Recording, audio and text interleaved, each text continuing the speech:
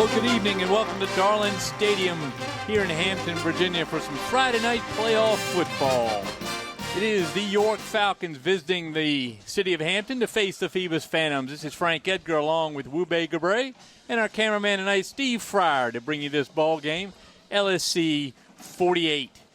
Wube, playoff time. We got a crisp November night, and we got the Phantoms looking across the field at the York Falcons. Both teams seem to be ready tonight, Frank, talking to both coaches and seeing the enthusiasm between the York Falcons and the Phoebus Phantoms. I'm excited myself to be out here to broadcast this game. Like you said, both teams won last week in their first-round playoff game, so let's get it on for the second round here at Darling Stadium. Under the lights, Frank, Friday night. That's right. 10-1 Phantoms led by head coach Jeremy Blunt, and the 8-3 Falcons come in having an excellent year in the Bay Rivers District under the guidance of their head coach, Doug Pereira. We had a chance to catch up with Doug Pereira before the game, and he told us a little bit about his team. All right, we're here tonight, playoff night at Darling Stadium. I've got the head coach of the York Falcons, Doug Pereira. Doug, welcome to Darling Stadium. Tell the fans a little bit about your team coming in tonight. Thank you. It's always an honor to be here at Darling Stadium. And our team is here, ready to go. And we talk every year, like everybody else, about going to a state championship. So this is just one of the ways we got to get there. Well, it's a tough path to take. Are you guys ready to play tonight? Well, we're absolutely ready.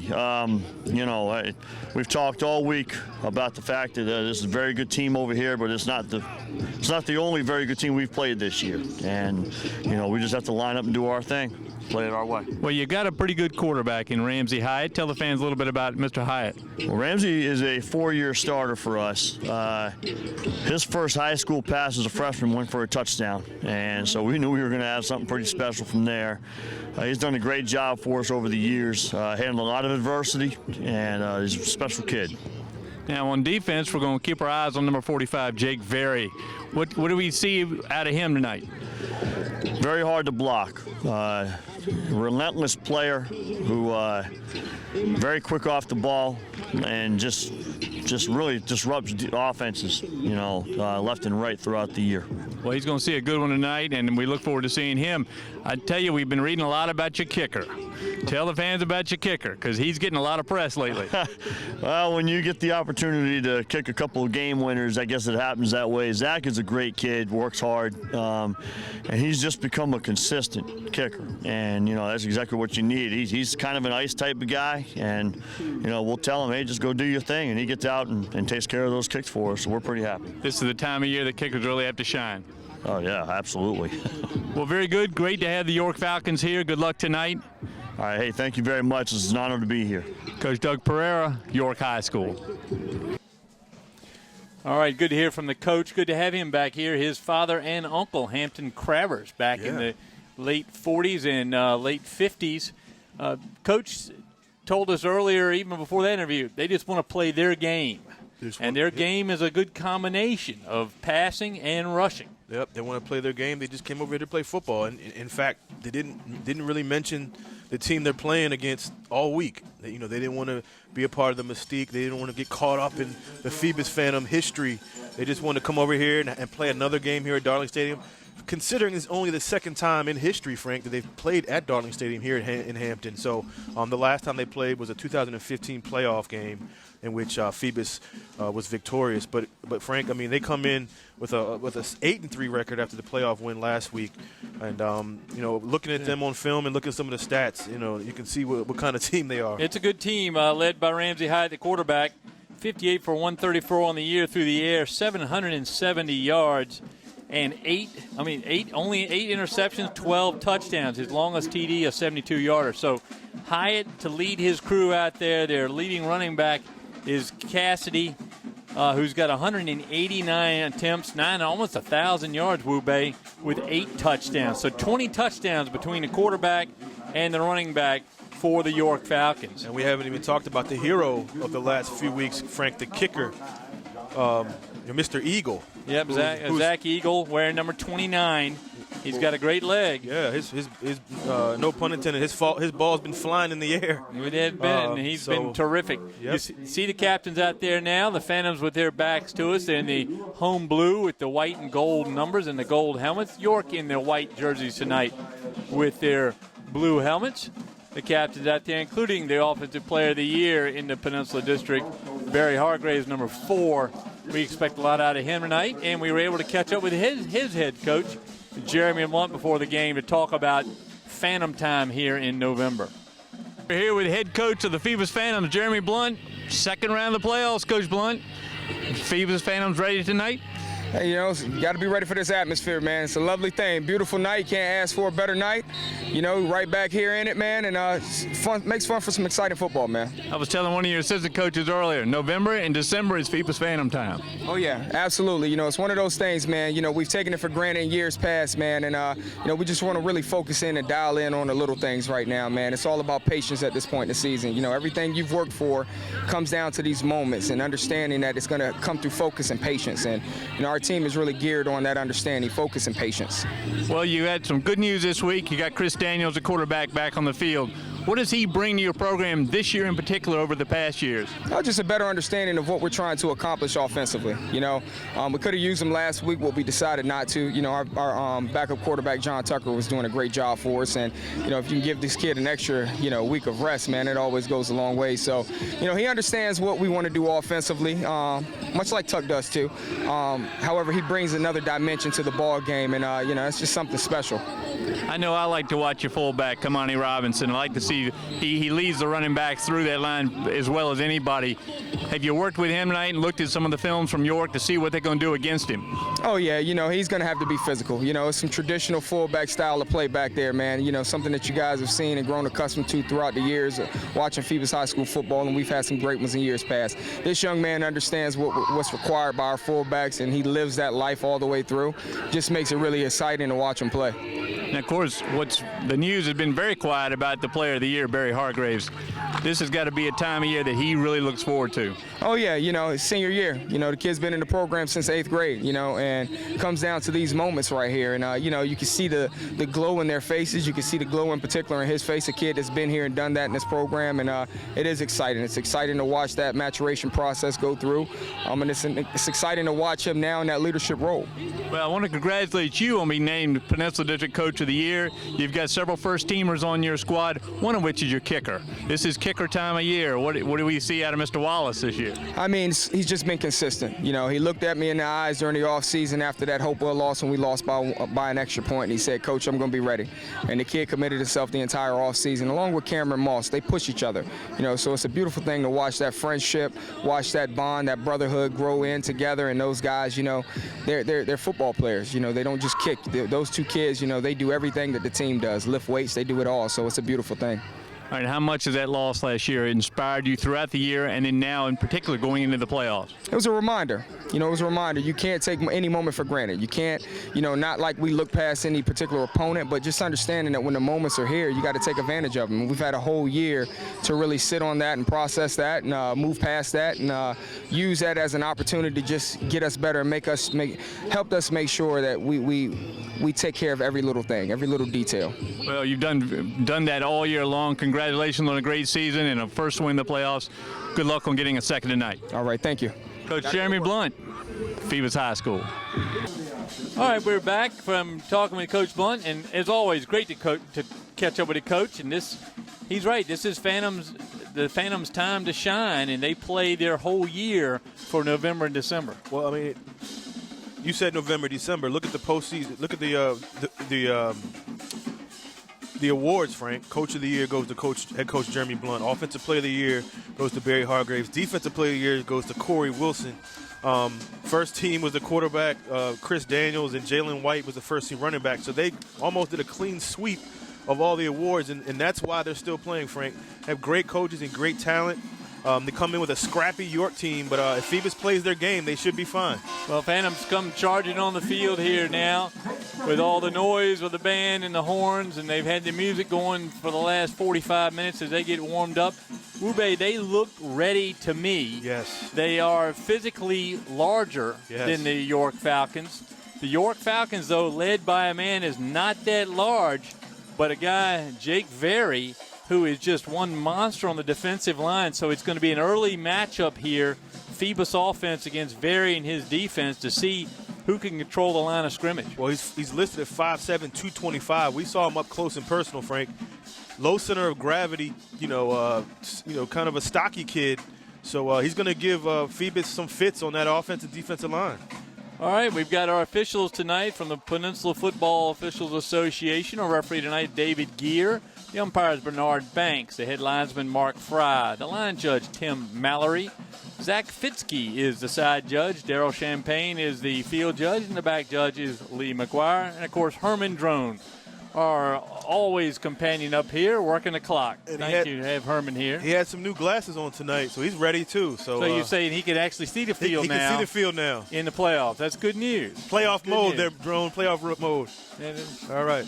Well, Darlin Stadium's field looks pretty good considering the weather we've had as we get ready to go here. The Phantoms are going to kick the ball off. And you see back for the Falcons, number 12, Jaden Floyd Brown. And it looks like number 5 back there with him, Troy Norman, to do the catching. Anthony Wallace, of course, kicking off for the Phantoms. First team all-district in the kicking department, Frank. And you talked Coach Blunt in the interview. He talked about how much of a weapon Wallace is going to be. He looked him in the eyes in the offseason, Frank, and said, "I'm ready when you need me." And that's just showing a lot of confidence in each other, and he's done a great job again being named first team all district as a kicker. Well, let me point out that the Phantoms are without 2 weapons that we think tonight. Donovan Cooper out for the year, the big senior that's a huge tackle, both sides of the line, a terrific player. He's got a bad leg, and then we understand Jalen White was a game-time decision. I think we're going to see more of John Tucker. No, we're going to see. Excuse me, Anthony Turner, right, the sophomore, 6'1", 177, who had a great week last week. And I think we'll see him. So Wallace getting the ball ready to kick it off here. And nice crowd in from York. Absolutely. York County coming to represent their school. Elijah Mitchell also, Frank, won't play today. He was a starter early in the year. They transferred from Hampton. So, like you said, Phoebus is banged up. But, with the talent they have on this team, anybody on their bench could start anywhere else. So they're going to be ready to go when they come in the game. Well, Wallace going to kick now to the Falcons. He kicks from the west end towards the east end of the field. Over there to Norman. Got it at about the 16. Oh, Norman has room. They might call a face mask. It looked like it was caught around his face mask with a hand, but no flag. Maybe it was just around the shoulders. It was hard for us to see it way up here in the press box. So no flag. Good return by Norman. Troy Norman brings it up to about the 40, looks like the 41-yard line of the Falcons. The quarterback now is Ramsey Hyatt. He wears numeral 2. And Frank, talking to their coaches, he was his first career start. Guess what he did on his first career pass? It was thrown for a touchdown. Freshman year. He's a 4-year starter. So you see him there in the shotgun. I believe that's John Cassidy to his left. Shotgun goes to Cassidy. They faked the Cassidy. It's going to be a low throw. It's incomplete. Intended for number 4. That's Luke Gatz. Kind of a bounce pass there by Hyatt. He was being approached rapidly by the Phantoms, number 57. They call him the Hines 57. That's Ramel Lewis. We saw Ramel Lewis get ready for this game. Kid. He's listed at 6'2", 303 pounds. So incomplete on that first pass. Number 12 tackle there at the feet. That ball went at the bottom. I can't see it. Yeah, that was Flood Brown on the carry, Frank, for York. Found out, Frank, that quarterback coach on York is Bo Morgan, the former Bethel quarterback. He's helping out with the quarterbacks for the York Falcons. It's 3rd and 9 now. The pickup of 1 from the 42. Going to be a run. It's Cassidy. Good run by Cassidy. He's going to be short, close to midfield, but it's going to be a 4th down decision time for York. Looks like they're going to think about going for it here, Frank. Yeah, that was, we'll say, Dominic Edwards from his linebacker spot on the stop. 4th and about 3 for the Falcons. So it looks like they're going to maybe go for it here. It's going to be a 4th and 3. Getting Cassidy, Frank, almost 1,000-yard back. 8 touchdowns on the year in the regular season. And the Falcons are going to go for it. They're over the ball now. Well, they might just try to maybe get Phoebus to jump here as they do a switch, and that's going to be a flag. Romel bought that fake, Romel Lewis.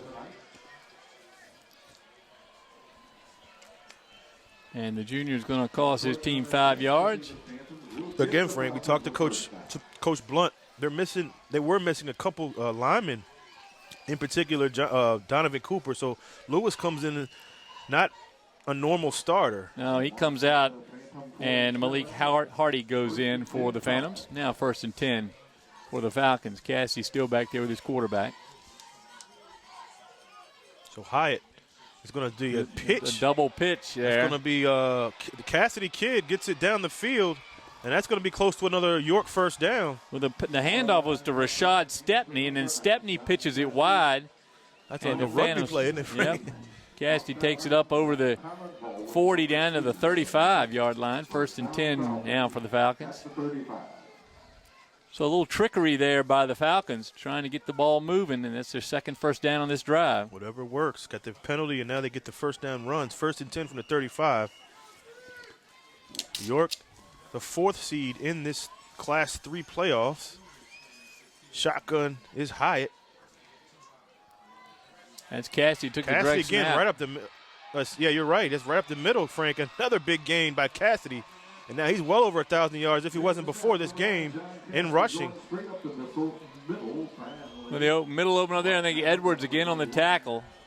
And again, Frank, that penalty kept the drive alive. Phoebus would have had the, if they would have stopped him on 4th down, would have had the ball. But York keeps it going with a good run by Cassidy. Oh, another 1st and 10 now. From the 13.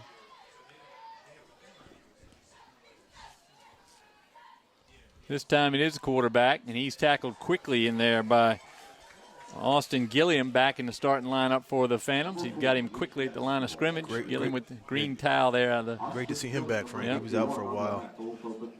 Well, we heard from Coach Blunt about making mistakes and taking advantage of the opportunities they get. This time the mistake has led to this drive. But York looks fresh, and they're moving the line around very well.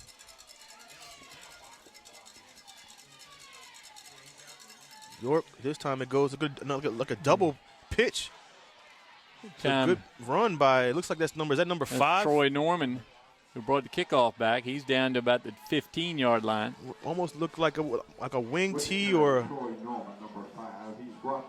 offense that you see a lot from, I remember Stonebridge ran that, and Woodside on this side of the water in the peninsula runs that offense a lot. York moving the ball pretty well. York obviously trying to throw things at Phoebus they haven't seen yet. They know they got to get ahead in this game. If they fall behind, they're doomed here when they're playing at Phoebus' home. So 3rd and looks like it's 3rd and 6 from the another big 13. Shift. And they shift again. Trying to get Phoebus to jump. Not this time. Another direct snap to Cassidy. Yep. But Phoebus is all on it this time. That looked like 54 on the tackle. It's hard to see. We'll listen to great Jim Schaffner, the voice. Silver on that tackle. Voice of Darling Stadium. Jim Schaffner calls Josiah Silver's number. You'll hear Silver on that second team All Peninsula District, which I have to say I disagree with. He should have been first. I do. I agree. I disagree. Makes a lot of tackles. So 4th and about 4. And it looks like they're going to bring out that kicker. Come on. Zach Eagle. Phoebus having some trouble getting some guys off. And here's the man of the hour, Frank. He was kicking well in warm-ups. Good hold that time by Cass. No good. Yep.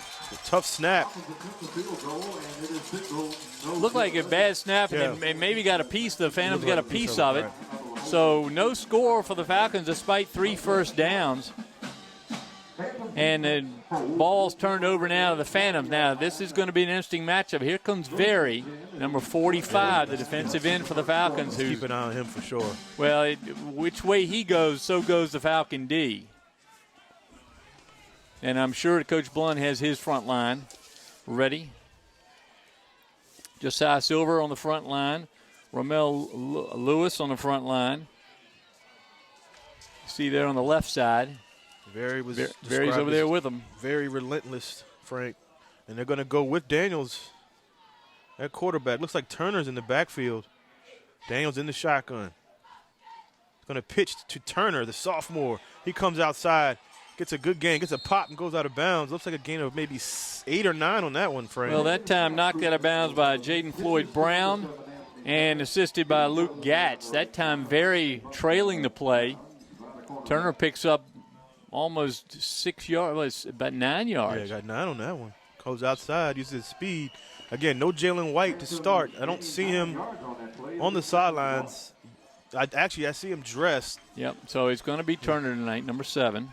Which had a great game last week without Jalen White playing. He's only a sophomore. Good-looking prospect there. 2nd and 1 from the 23. Low snap. Daniels back to pass. Incomplete. Incomplete intended for Hargraves, yeah. Well, tough trying to get the ball to Barry Hargraves. We talked earlier today, Wube, about the Phantoms' need to get him involved more in the offense. That time, fortunately, dropped incomplete as his 3rd and 1, and in comes the big fullback, Kamani Robinson, number 40, who I know, after talking to the York coach, they have been planning to key on him. They know how important he is to the Phoebus offense. And Kamani, 5'9", 215, that's, I think, understating his height some. You see him there on the right side of Chris Daniels, the quarterback.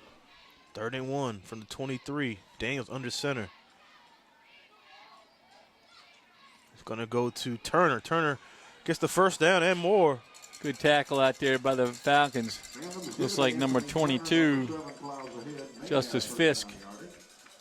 And again, Frank, Daniels. 32, Connor Riley. And Daniels hasn't played in 2 weeks, Frank. So a little rust he's going to have to rub off as this game goes on. Well, let's be candid here. If he can get Hargraves open further downfield, you don't need Barry Hargraves probably the biggest man out there, at least of the skill players. Absolutely. He's in the slot here on the right side. Now he's going to go left. Well, Cartwright's shadowing him. Actually, it looks like they're going to play a zone. Hargraves goes far side. Under center is Daniels. To fake the run, they're going to go back to pass. Daniels has to roll out to his left, and he's just going to throw it away. Tackled good chasing out there by number 32, Connor Riley again. So Daniels gets rid of it. Good pressure. And there's going to be a call here, I think. Might be intentional grounding. Looks like he was outside the tackle. Intentional grounding against Chris Daniels. So that's going to bring the ball back. It's a loss of down, to right? The 25, yep, and a loss of down.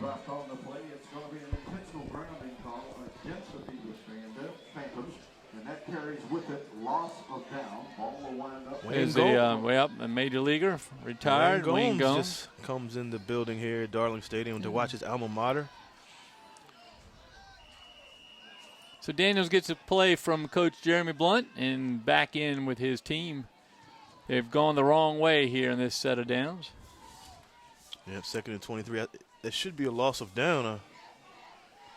It was 2nd and about 23. So Daniels in the shotgun. Back to pass again.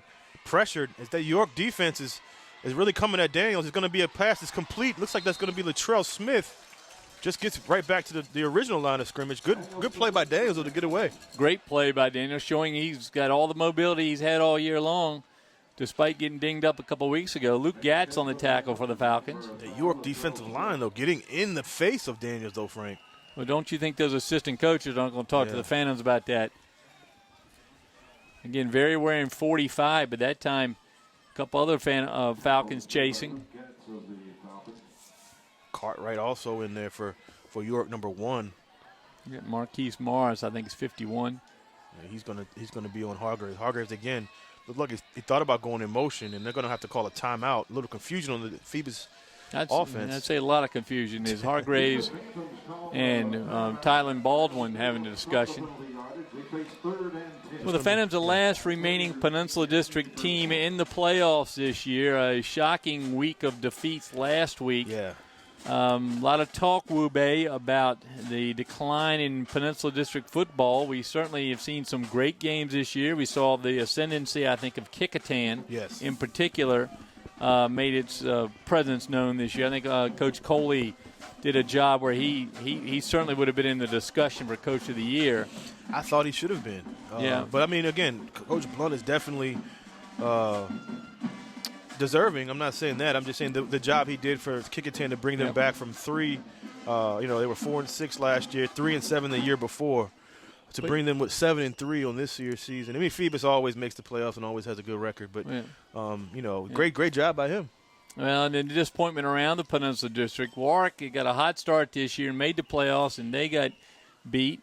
Gloucester they got whipped. And then Woodside once again falls in that Division 6, which is tough. Tommy comes back home and gets a win over Woodside. Not by himself, but he brought Lansdowne with him. Yeah. 3rd and 10. Daniels back to pass again. York with pressure. Daniels incomplete, intended for Hargraves.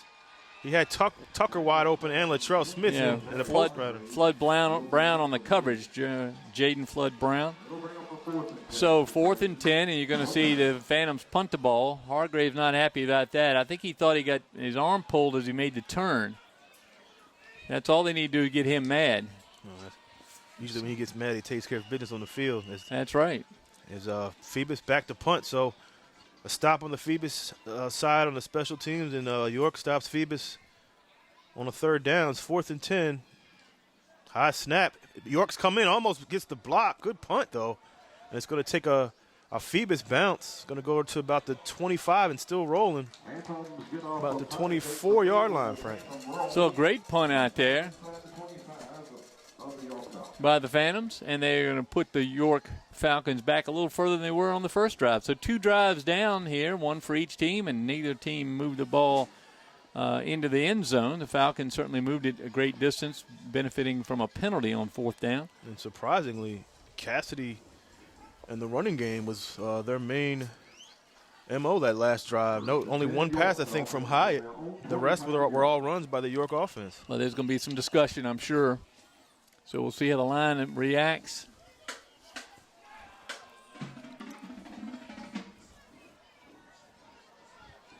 That's Gats in motion. Now Flood Brown goes in motion. Cassidy, right? Goes to Cassidy again, and he stopped. Looks like by Gilliam again. Yeah. Oh, man, they're happy to have him back. Yeah, I'm happy that he's got a green towel. Yeah, so you can see. If I can see it's him. That was a great move. He slid down the line. And he's keeping his eye on Cassidy. Yeah. Cassidy, again, close to 1,000 yards on the season, 8 touchdowns.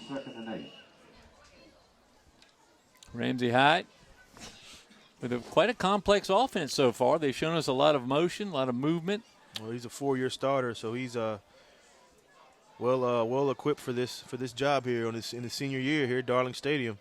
Shotgun, Wyatt back to throw, incomplete, good coverage, no flag, and that's good play by is that Davis, number 27. That's Devon Davis, the senior, 6'1", 168-pounder, well-timed defensive play, and very quickly it's 3rd down for the Falcons.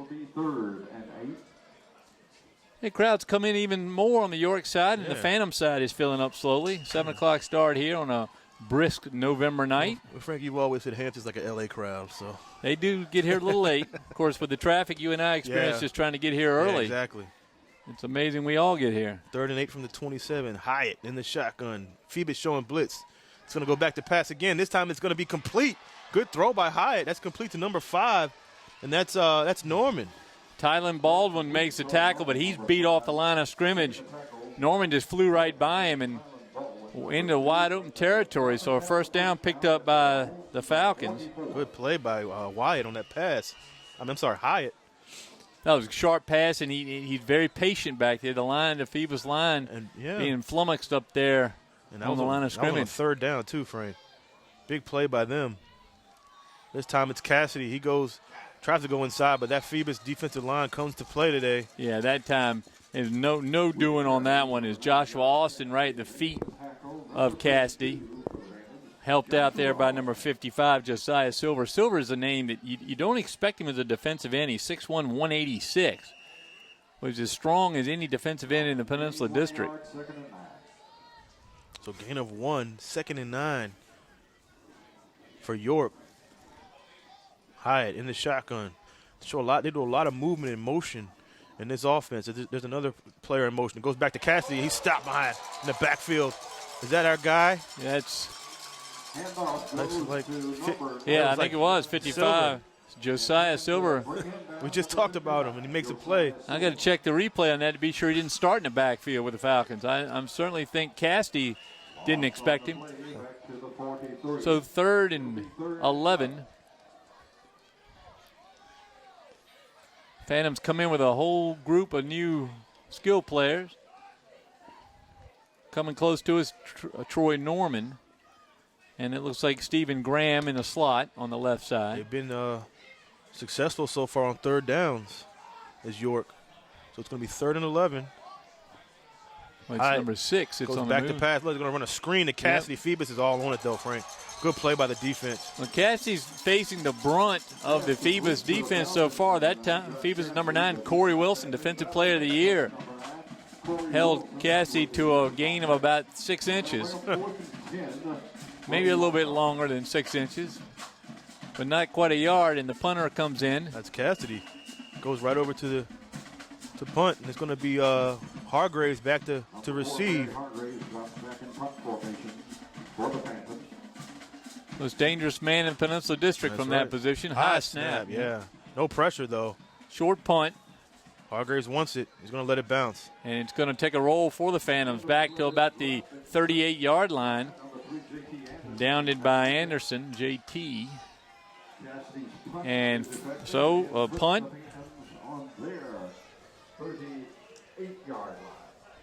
And now the Phantoms take over. Now, what we've seen just here in the first 10 minutes of this quarter, Wubei, is that the Phoebus Phantoms adjusted very quickly to the shifting lines of the Falcons. Yeah, sometimes it takes Phoebus a quarter or two to get adjusted. You got to react on the fly here. As now it's 2 minutes left in the first quarter. They have the ball at the 38-yard line. Daniels under center. Goes to Turner with a fullback. Looks like Kimani Robinson. It was Kimani Robinson. They're bulking up on his side. We talked to Coach Pereira there earlier, and the coach said that they were going to key off of Kimani Robinson. They know how this works. So a 1-yard pickup by Turner. So far, so good with the York D-line. They're stepping up to the challenge as they've pressured Daniels a lot. They've stopped the run for the most part. Well, Berry starts right over the ball. Like I said, that low center of gravity. He's only 5'7" in height. Daniels in the shotgun.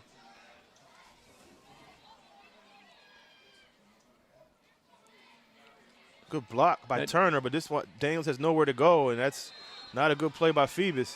Nope, tackled out there by number 51, Marquise Morris. Daniels picks up maybe a yard. 3rd down and about 8 for the Phantoms. Well, now Phoebus knows they have to play. They see that York's here to play, Frank, so they got to bring it up, bring up the intensity. It looks like Tucker's now in the game as a tight end. It's going to be 3rd and 8 for the Phoebus Phantoms. It's where you want to get in the hands of Latrell Smith, or you want to get in the hands of Barry Hargraves. Hargraves to the right, Smith to the left. Got Dixon out there too far side. Rangy Alan receiver. Dixon, 6'2", 181-pounder. York showing blitz.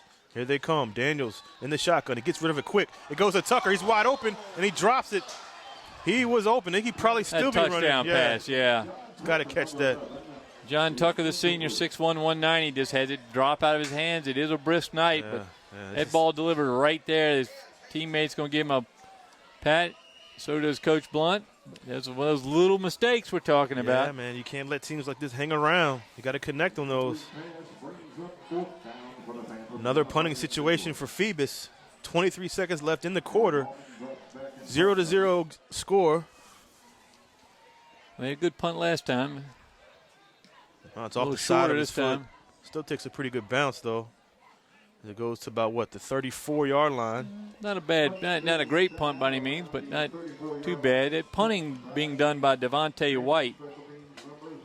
And White gets 1 out of 2, but he still puts the Falcons behind their own 35, 1st and 10 here with 12 seconds to go in the first quarter at Darling Stadium, no score. Wube Gabray and Frank Edgar along with Steve Fryer here bringing you this game on LSC 48. Your local Exploders channel. We call ourselves the A-team, Frank. Yeah, yep, I'll go with that. We're the only team, I guess, tonight. That's right. I'm glad we're here, though. It's a beautiful place to watch a ball game. It's a beautiful night for football. And Ramsey Hyatt brings his Falcons back on the field for a third set of downs. Fakes to Cassidy. He keeps it. And Frank, you're right. Phoebus has adjusted well, and now they're ready for that York offense. Well, they got 2 tacklers on there. That's Trayvon Hayes in on the tackle as well. Number 22 for the Phantoms. End of the quarter. So that's the quarter, and what we've seen is Falcons have come out very quickly, picked up 3 first downs in that first drive, picked up a 4th on the second drive, but couldn't get it going here. They've got second and about 11. But you know what, Frank? You give York more confidence going later on later in the game. 0-0. They've played well on defense. I've been really impressed with their defensive line. They have. Great passing by Hyatt. A couple slant patterns he had over the middle here. So, I mean, they're hanging around, and that's what you want to do as an underdog going into the playoffs. Now, we want to send out our compliments to the cheerleaders who are wearing their athletic tights and shoes and socks and their sweatshirts, but that's about it on a very cold night. And then the band, I don't think I've seen any brass instrument player get the instrument stuck to his lip, frozen to his lip, because it is probably certainly below 50. Oh, for sure.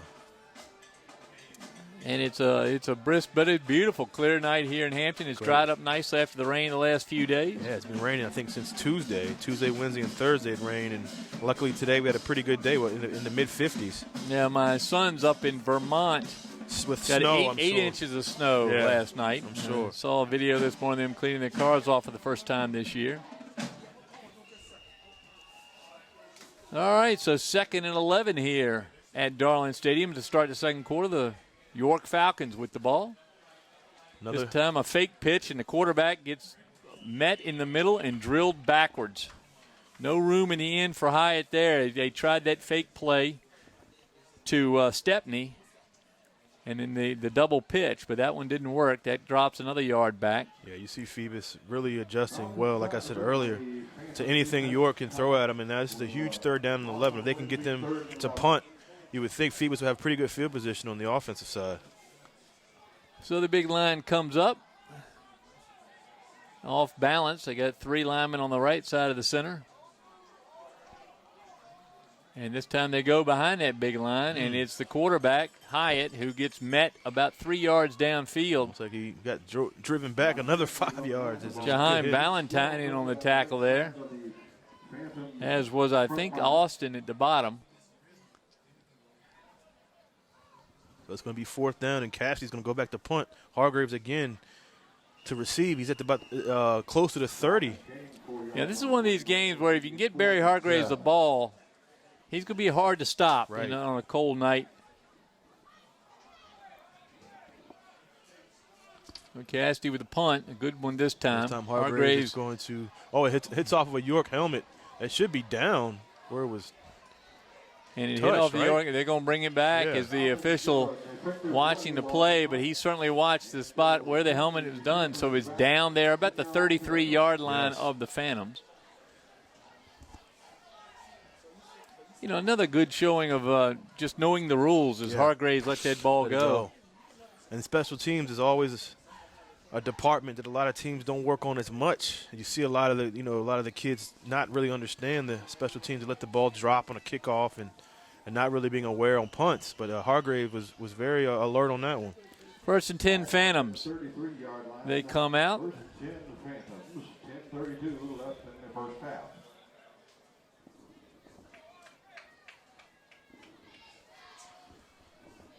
So this is a huge possession here for Phoebus as 1st and 10 from the 33, 0-0 again, New Kent did the same thing to Phoebus. They hung around and made a game out of it. And the same thing that York's doing now. Barry Hargraves gets the direct, what do you call that, an end around, and it's going to be a flag. Yeah, it's going to be on the York player, I think, number 32, who gave him. Connor Riley makes a great play. I think he just cost his team 15 yards.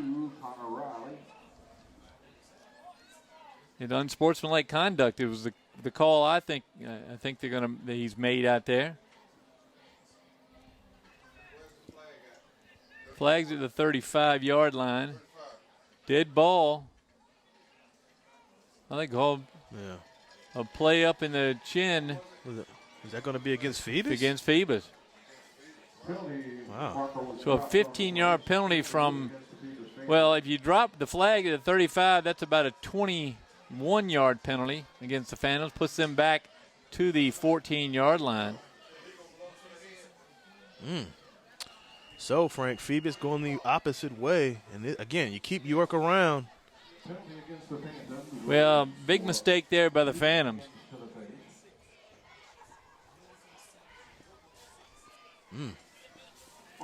So that cost them a big deal there of yardage, but Phantoms going to have to spread out the offense, which they do. Daniels in the shotgun, 2nd and 30 from the 33. Pitch That's to Turner. He goes outside. Kimani Robinson gives him a block. Is that going to be a penalty? No. Good tackle by York. Yep. Got him right there against the shirt tail and was able to bring him down. So a few yards picked up by Turner. 3rd down now and a lot for the Phantoms. Penalties, Frank. Kills you every time. So they're going to give him, I'm just going to see how long that run was. About 3 yards, 3 4 yards. yards, not much more than that. 3rd and 27. Phantoms trying to get up to the 43-yard line for a 1st down.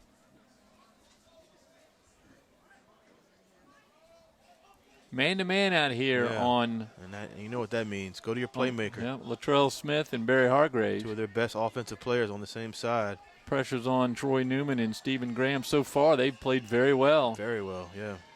It's Dixon. Newman. Dixon also, no safety on his side. He's one-on-one on the opposite side. Daniels with the rollout. He's going to go back to pass. Hargraves just ran. And it's complete to Smith.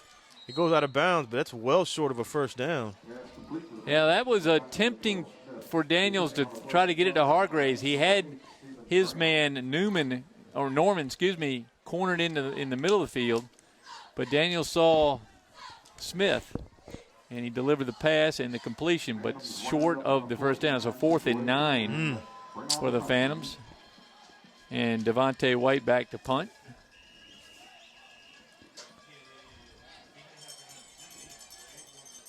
It's like trying to see who that is back for York to receive. Another high snap. If he wasn't 6'2", he wouldn't have grabbed it, and that's a horrible punt. It might have been blocked. It might have been it was tipped. blocked. Number 1. That's Cartwright. Try Cartwright. So no difference if they'd gone and not gotten it. As the Phantoms turn over the ball there on a punt, a block punt. Wow. So the penalties have hurt the Phantoms and some mental errors. And if York Falcons feeling it right now, they're on the 33-yard line of Phoebus.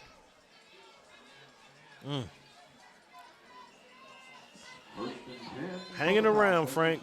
Yep. So the defense, again, has to step up here and try to stop this York offense. Hyatt in the shotgun, nobody in the backfield. He goes back to pass, has all the time in the world. It's going to be complete. Good tackle by Edwards, though. But not before number 4. That's Getz. Makes a great catch. Well, they're finding the seams in the Phoebus defense. And that time the seam cost the Phantoms 5 yards. Sorry, that was Hayes on the tackle.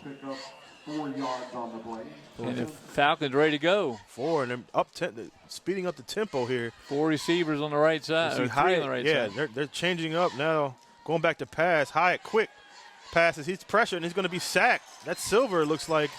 Yep. That time I thought he was going to grab him, drag him back down the other end of the field, but Josiah Silver. And I think this is where you actually go into the the strength of Phoebus, putting pressure on the outside with their defensive ends, and their secondary is one of their best assets. But York deciding to change it up, Frank, and go more with the pass. Silver sack will make it 3rd and 9. So it's going to be 3rd and 9 now at the 32-yard line. 3 receivers right, plus the tight end. Yep, nobody in the backfield. Hyatt, back to pass. He changes the play. Saw something he didn't like. Now looks over at the sideline, and now it's going to be a timeout by York. I think that time may have been trying to draw him off, and if he didn't draw him off, call time and get a play in there. So, Frank, York switching up their offense with more of an up-tempo now.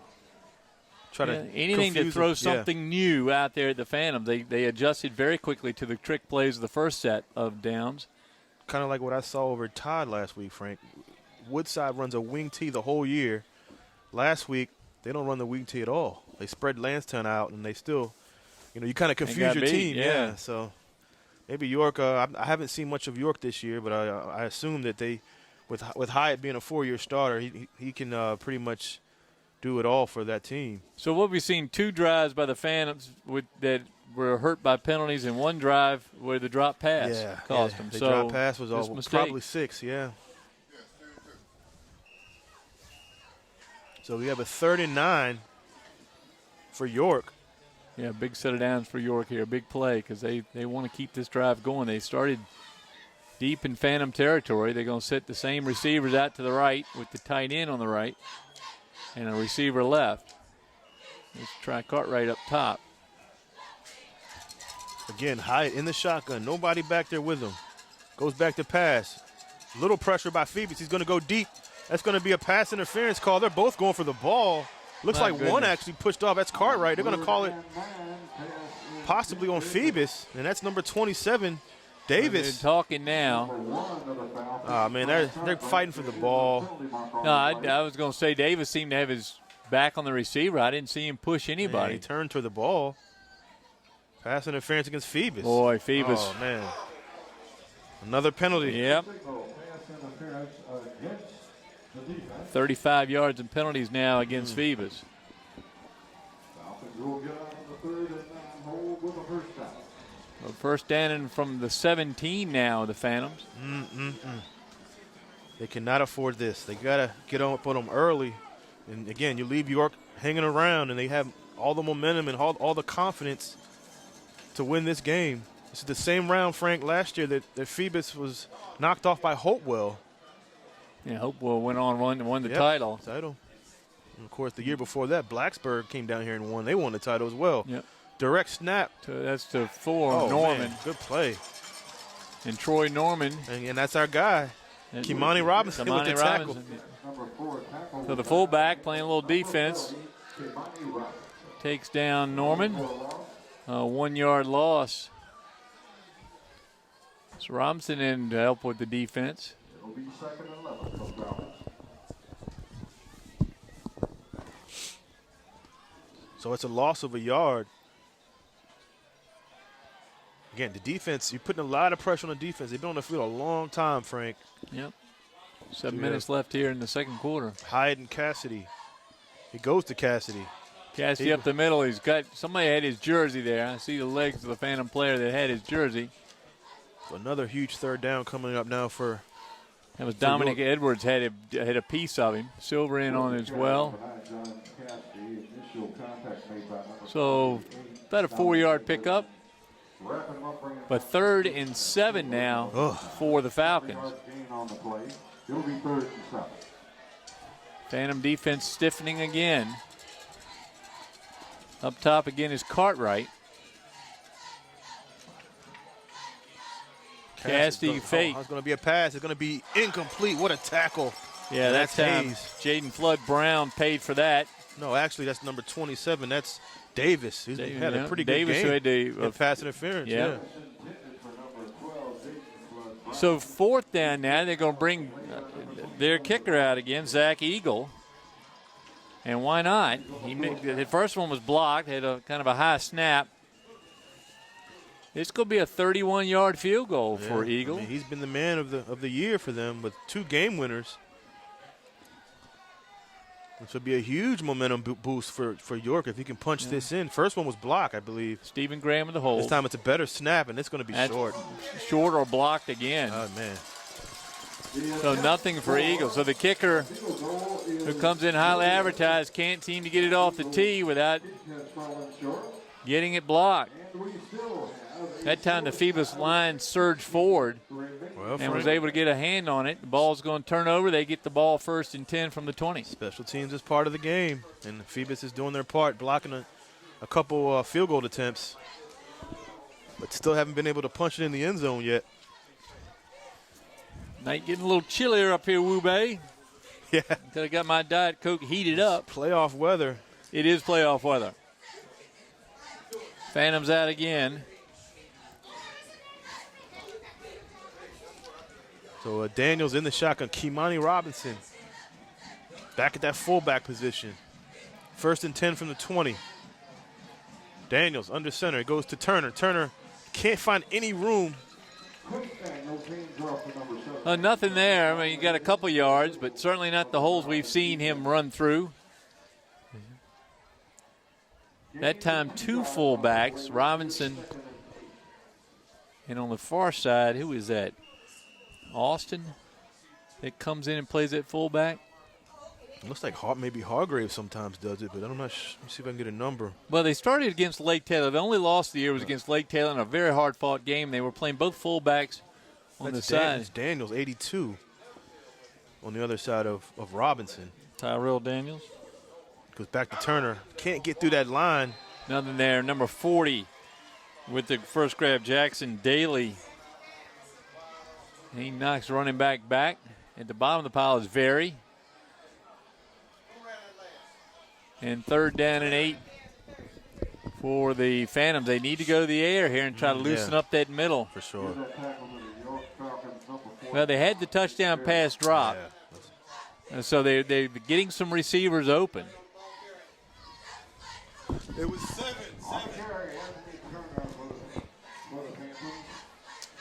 So 3rd and 8, Frank. The offense struggling so far.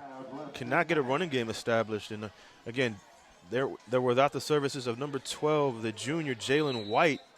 And now Phoebus is going to take a timeout. Well, a little confusion that time. And Phoebus goes with 3 receivers on the right. Smith, Hargraves, and number 15, Dallin Dixon. Yep. But they're going to talk it over. This is an important play. The Phantoms sure would like to get on the board here in the first half. And again, the winner of this game plays the winner of the Norcom-Hopewell game. That game is being played today in Hopewell.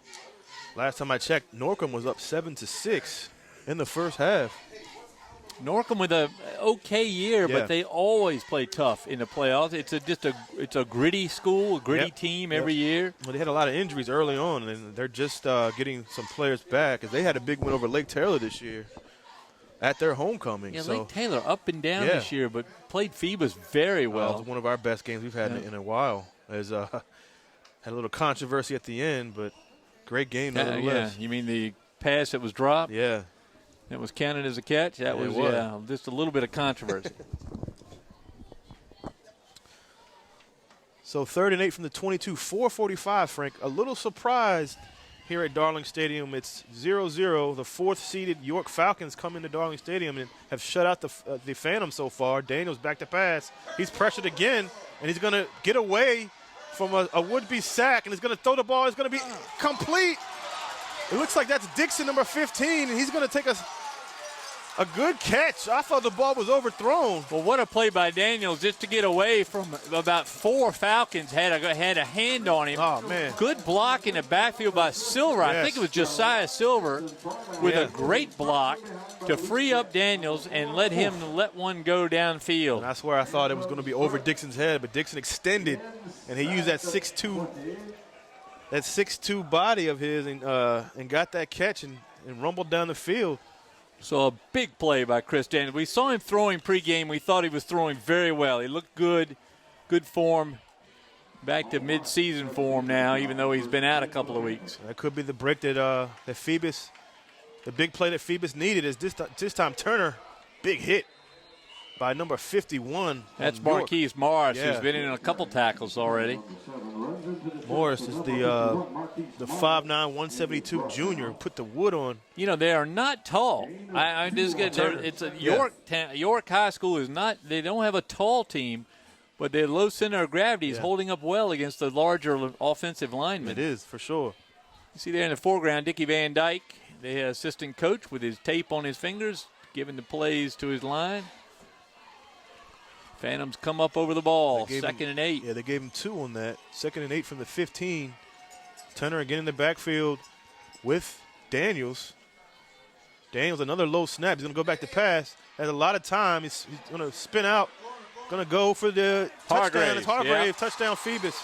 And that's just patience by Daniels, and Hargraves with a wonderful position as he looped around the back, came over and kind of stepped out of the forest, and he was wide open. And you see Hargraves real emotional on that. He really wants this game. He's a senior. It seems like he's been around forever. And we heard about him, Frank, his freshman year. They talked about how great he was going to be. Well, he's fulfilled that prediction. Now Wallace in for the extra point. First team all-district kicker is Anthony Wallace. Out of the hold of Latrell Smith. Good snap, good hold, and Wallace. good kick by Wallace. That's it. So the big connection from Daniels to bring the Phantoms down into the Falcon territory, then another brilliant pass to the very quick and talented Barry Hargraves, and the Phantoms lead at 7-0 with 3:24 to go. He had two players open. I think Smith was open as well, but to the play you alluded to, Frank, as Daniels showed his athletic ability, getting out of a would-be sack and a good block by Silver, and he goes far side and throws a pass that, again, I thought it was going to be overthrown, but Dixon went up and used his athletic ability and made the catch. Well, we're seeing the lines for both teams playing very well. That time, just the Falcons couldn't bring Daniels down, and they move ahead, which is exactly what that the could York be the break Falcons they did need, not right? want. Yeah. Those blocked field goals. I think that second one was blocked as well. I think so. But those have really hurt because that would have put the Falcons ahead. They know they've got to get ahead here. And, I mean, their offense has played well. Oh, they're very moving, well. They're moving the ball against Phoebus. It's just now that you have Hargraves and Dixon on the outside. Now this is when you probably try to get Anthony Turner involved in the offense. Well, he's tried, and he can't get past a yard. They're going to have to try to loosen it up, and that's what you got to loosen up that middle. That's right. Wallace to kick off. The golden locks are floating out of that helmet. Cassidy. Like no, that's going to be Flood Brown on the Jaden Flood Brown brings it up over the 30, down to about the 33. So the Phantoms with an inconsistent first half, couple big penalties, a drop pass, but and a pass interference penalty. Yes. But those aside, they lead at 7-0 here with 3:18 to go. On a crisp night in November, Darling Stadium. Frank Edgar along with Wube Gabre and Steve Fryer here. Steve bringing you the beautiful camera work as he always does. Brisk night out here at Darling Stadium Friday night under the lights. Haven't had a Friday night playoff game in a while, Frank. First and 10 from the 34. Hyatt moving his pieces around like a chess master. Somebody else in motion. He goes back. Cassidy right in the middle. Phantoms aren't falling for it now. I think Jeremy Blunt's got a linebacker or one of the defensive ends that is monitoring Cassidy. Looks like it might be Gilliam? Gilliam, maybe, yeah. He's certainly got his eye on. Or Wilson. Wilson's at DN. Yeah. Wilson is a teeth jarrer. And if you let him get ahead of steam, he's going to put a hurt on somebody. Oh, yeah.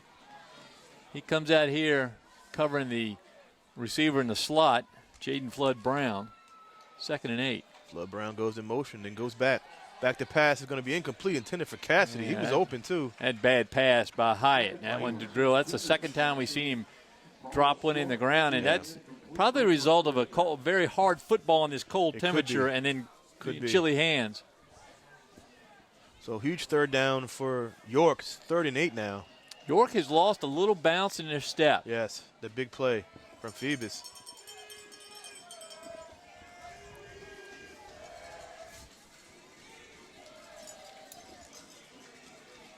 The defense jumping up and down. 3rd and 8 from the 36-yard line.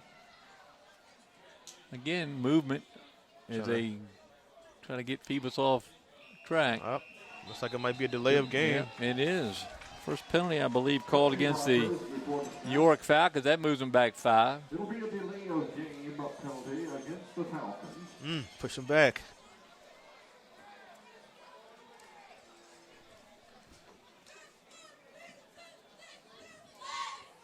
So it looks like they're going to go with the same play. See Corey Wilson go to the far side of the field where the slot receiver is. 13. Hyatt in the shotgun. He's going to fake the cast. He goes back to pass. He's pressuring. He's going to go down for the sack. You know, he's got no time to fake. That time it's Austin Gilliam at his feet. Really no time to fake. I mean, by the time he pulled that ball down, Gilliam's on his feet. So the punt crew comes on. Cassidy drops back to punt for the Falcons. And again, this is where Phoebus will burn you. Get another quick touchdown before the half, and before you know it, you're down 2 touchdowns going into the half. Well, the worry here is a good punt gets to Barry Hargraves first. Yeah, you're right. I think York would love to just kick it away from him, as he's going to have an opportunity to return this. Oh, he's going to call fair catch. Oh, because he can't return it, can he? Well, he dropped it, so I guess he can. Barry Hargraves signaled for a fair catch, and it got through his hands. So up to the 47-yard line for the Phantoms. Good starting place with 1:45 to go here in the first half. They lead at 7-0. So if I'll have to ask Barry if that was an intentional drop. I think he didn't have as much time. Or he thought he had more time than he thought he did.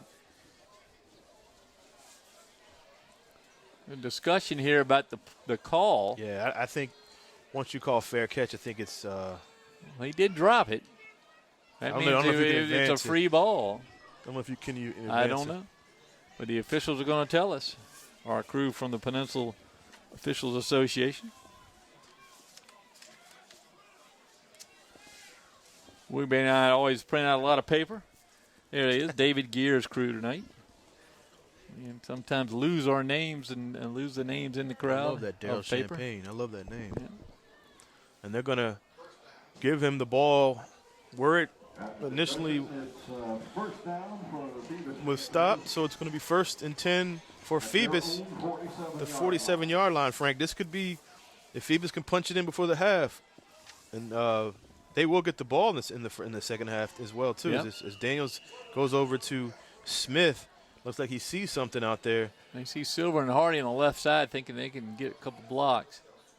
See if he goes behind them. They're going to go for a corner blitz, which is going to be easy pickings for Daniels to Dixon as he goes out of bounds after a pickup of, 7? Good call by Chris Daniels. He saw the man-to-man on the far side. And then they had a corner blitz, so he was easy pitch and catch for Phoebus. Well, receiver steps out of bounds, stopping the clock. 2nd and 3 for the Phoebus Phantoms. Hargraves and Smith on the left side of Chris Daniels. Daniels, low snap again. He has some pressure on the far side. near side, and he gets sacked. That's J.T. Anderson for the Falcons. He's chased him all night. That time able to dive down and grab his feet. Drops him back where it's going to be 3rd and about 9 yards for the Phantoms. Timeout called by Jeremy Blunt to put it in a play here with 1:25 to go. First down pretty much ensures that they can get the run the clock out. Yeah. I think they're trying to score here, though.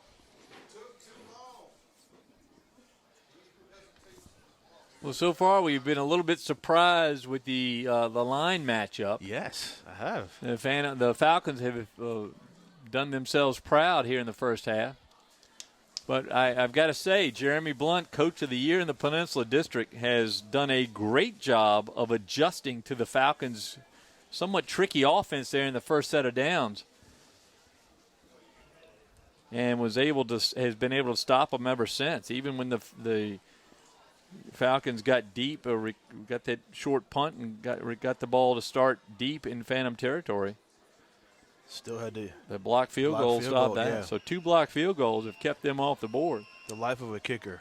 He's the hero, 2 weeks ago, Yep. and then the week before that, and then you come in today and you get 2 kicks blocked. So now it's 2nd and 9 from the 48. 3rd and 9. I'm sorry, 3rd Yep, and 9. 3rd and 9. From the 48 for Phoebus. The Phantoms spread out 4 receivers, 2 left, 2 right. That means man-to-man for this Falcon defense. Daniels back to pass. He has nowhere to go, and this time he's slammed down by Cartwright. Cartwright just grabs hold of his shirt and pulls him down so that Daniels loses yards. I don't know what is going on with that right side of the line. Again, That time the Phantoms number 50 showing a little bit of upset, Embry Harrell. But the 2 left side defenders just roared in. Harrell's still upset. so now York takes the timeout, Frank. With a Well, minute they've and 13, got one more after this one too. So, a minute 13 to go. Phantoms need a good punt, put it out of reach, and keep this score 7-0. Little surprise here, but again, this is playoff football. Well, Wube, that time I noticed that the back had stayed in to block, Yes. but he was on the complete wrong side, and Daniels could not roll behind him quick enough. Good charge by the Falcon line. So the blue huddling over here with the gold helmets and the white with the blue helmets on the far side, ready to go here at 4th down and about, looks to me about 21 yards. Looks to Herman Drone to be 21 yards. That's what he's got on the scoreboard.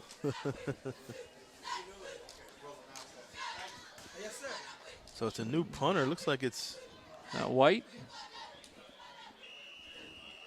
that might be Moss. Is that Moss back there punting? Or is it Wallace? It's hard to tell with the angle we have. Yeah, it is. Yeah, it's Wallace doing Wallace. the punting now. Good punt down there. Right in the arms of number 5, Troy Norman. Norman's proved elusive, but yeah, could not elude that second tackler. he had some room if he came to more. Trevion closer to- Stevenson yeah. with it, stuck him right there at the 46. So 1st and 10 for the Falcons with a minute 3 to go first half. They trail at 7-0. Phoebus Phantom defensive line comes out.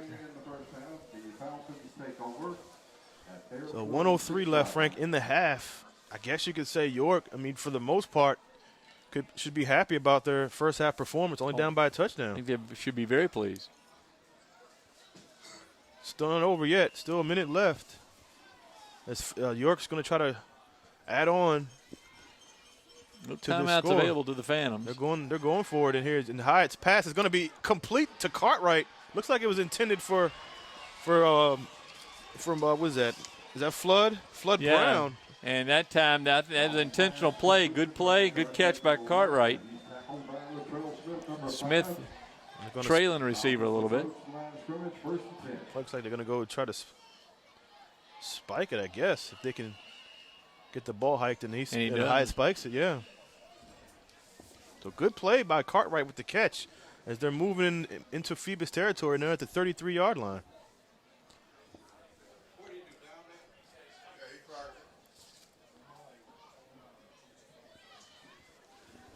I mentioned the line. I've been trying all night to get the line down. Josh Evans appears to be the center, 63. The guard is Brandon Tolbert. The other guard,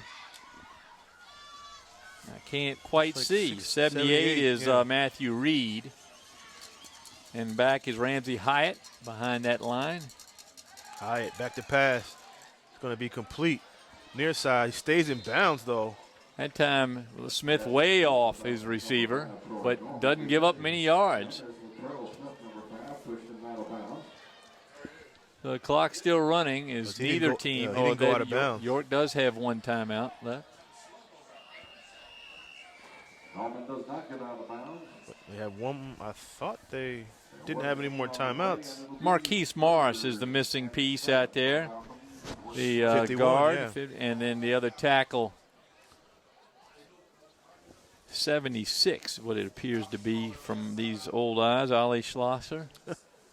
Hard to see, even in Yeah. the glare of the Yeah, night. it's got the glare, yeah. Call their last timeout, 29 seconds remaining. So 3rd and about 7 for the Falcons here as they try to get on the board, 29 seconds to go. And no timeout, so they got to be careful where they throw the ball. One catch and tackle in the field of play may end the half. Yes, and I was surprised that the receiver didn't try to. I guess he was trying to get out of bounds, but he was stopped short of it. So that forced York to call a timeout. Coach Pereira's done a nice job having his team ready. Yeah, 7-3, Frank, in the regular season. Only losses were to Lafayette. Lafayette was one. I know that. And, the other one was War Hill. War Hill beat them 17-14. They had one more, and I couldn't find it. They did beat Becosin, as I recall, They did. in a good game. They did. I think, Lafayette, War Hill, and New Kent beat them by a touchdown, 42-35. As New Kent, got a chance to see New Kent last week here at Darling Stadium in the first round of the Class 3 playoffs. Hyatt in the shotgun, 29 seconds left in the half. Goes back to pass, goes to Cassidy, and Cassidy's tackled easily by Latrell Smith. Yeah, Smith. That's a good play. So 2 defensive plays by Smith. He gives up a couple yards on the pass, second down, and then stops it for a loss of about 6 inches on third, fourth down now. Clock ticking under 10 seconds. Hyatt checks his clock, realizes he doesn't have much time because there's no clock on the east end of the field. Hyatt back to pass. Long throw up in the air, out of bounds. Out of bounds. And, that's going to end the half with the pass out of bounds. And the Phantoms go to the locker room leading at 7-0 here at Darling Stadium. You're watching LSC 48. The Phoebus Phantoms representing the Peninsula District lead at 7-0 here as we go to halftime. Be back with you in just a minute.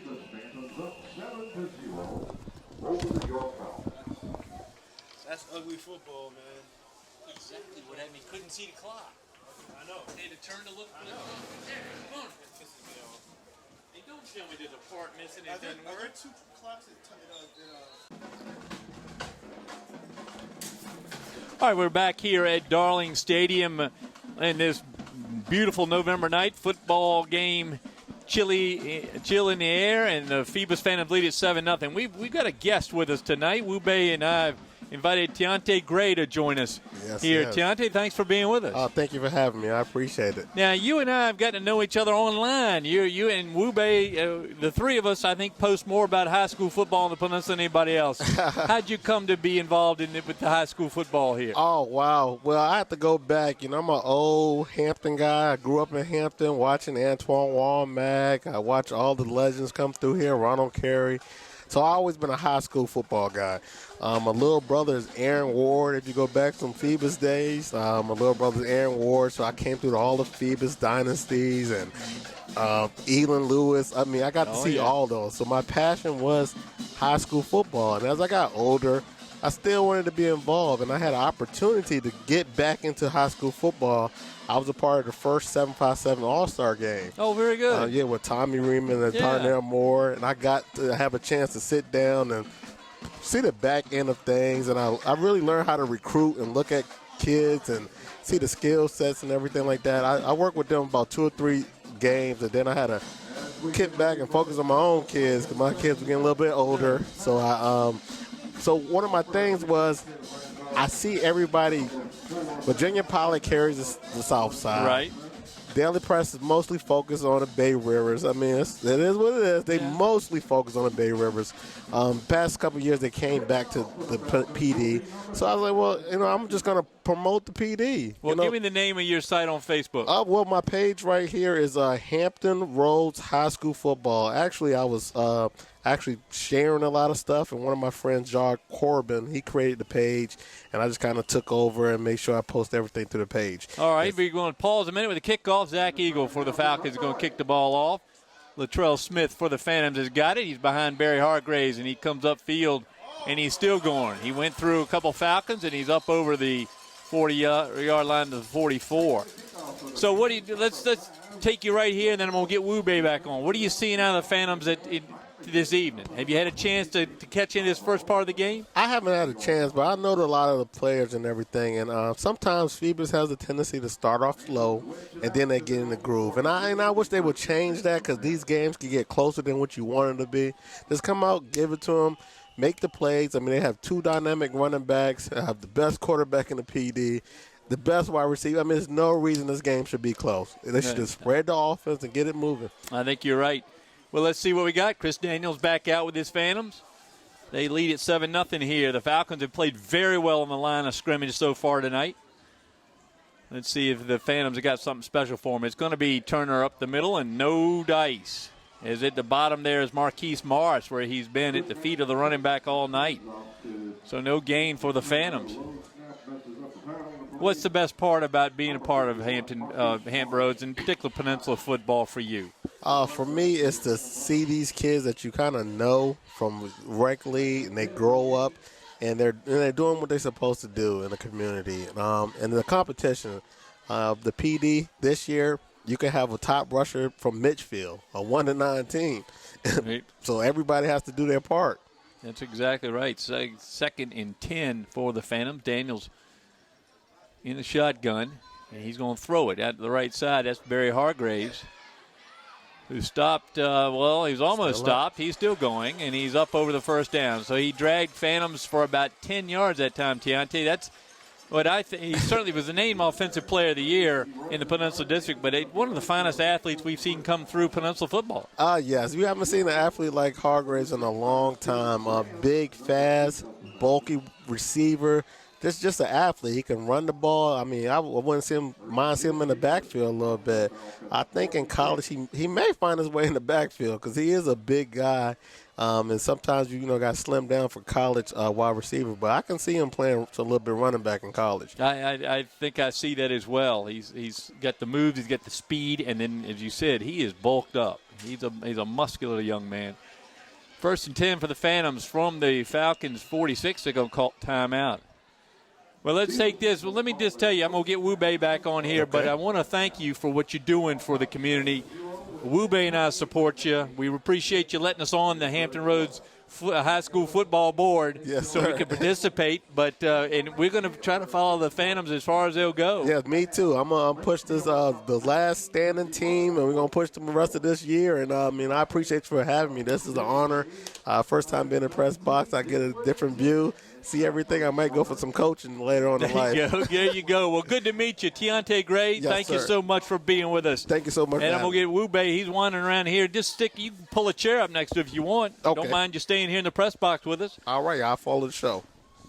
Tiante Gray started that great board on Facebook, so if you got your social media up, you can check it out. We've got a lot of people that participate. Anthony Rob Robinson weighs his – he hadn't been able to ban Rob yet, so Rob's on there. Grab a chair on the other side. There's one down the way somewhere.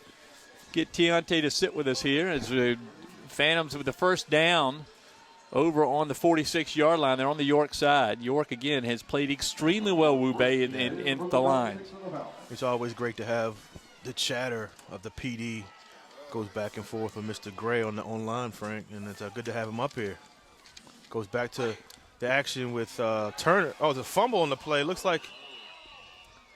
Well, that time the tackle made by number 55, Cole Chapin, he was right on the feet, but the Phantoms still, with the assistance of the fumble, take it up almost to the 42.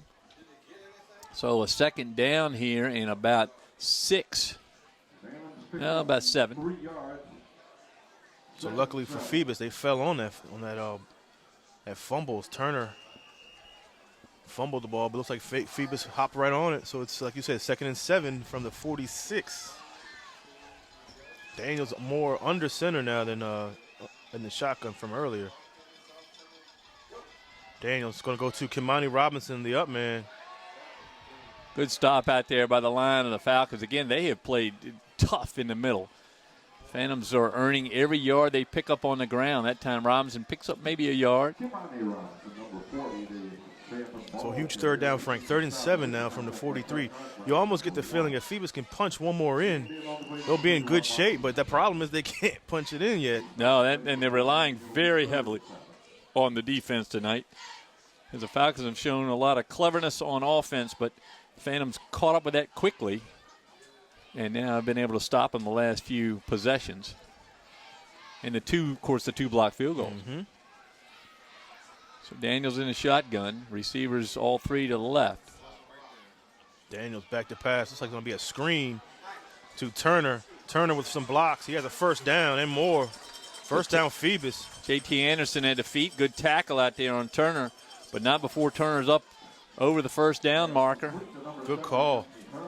Well, I was wondering when we were going to do that, as those guys have been charging in on the rush. And that time the Phantom line let them in, and Daniels gets a nice screen pass to Turner.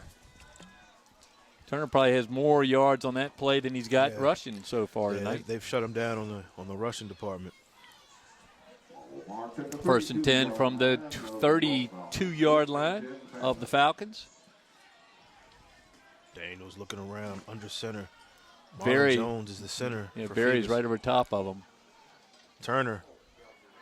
That's Barry got him. You see Barry slipped his block and able to grab the backside of Turner and haul him backwards. We were told about Jake Berry, and he has lived up to. He's lived up to as advertised. Yep. He's met and taken down by Jake Berry, number 45 of the Falcons. You see him. Look at him over the ball, ready to go. It's Berry. Coach, Again, he's 5'7", 200-something. 5'7", 225. He's one of those guys in the first part of the lunch line every day up at York. Daniels with 2 receivers right, 2 left. Turner in the backfield with him. 2nd and 11. Daniels in the shotgun. Back to pass. Good block. Complete to Baldwin. Baldwin on the offensive side of this time with the catch. He's over the 30-yard line down to about the 27. He's tackled by number 4, Luke Ganson, number 30, Mason Mambini. He picks about 7 yards that time. Mm-hmm. Good defense, though. I've been impressed with J.T. Anderson and Luke Gatz as they have been able to shut down the receivers quickly. And Gatz has done some damage on the offensive side, too. Yeah, they're all playing well. It's just the Phantoms have got that 1 touchdown on that long couple good passes by Daniel. A couple of escape artist acts by Chris Daniel. Oh, yeah, on that one to Dixon, yeah. So 3rd and 5, Frank, from the 27. Daniels in the shotgun. Good protection this time. He has to roll out. He's going to go back deep. That's going to be incomplete. Looks like two players didn't know where to go. It was Smith and Tucker, it looks like. Or is that Dixon? Dixon, and not much there as Daniels rolls out again. He's been very elusive. I think they've sacked him once. He's been able to scoot away, but that time. Well, they're going to go for it here. Yeah, 4th down and about 5. Chris Daniels certainly shown he is ready to go tonight. He's played well. His feet are moving well. His arm is. He's thrown a couple really good balls. Yeah. So 4th and 5. You're inside the 30. His arm definitely looks like it's well rested from a couple weeks. You know, they haven't tried to run wide yet. Early on they did, but haven't done it since. Low snap.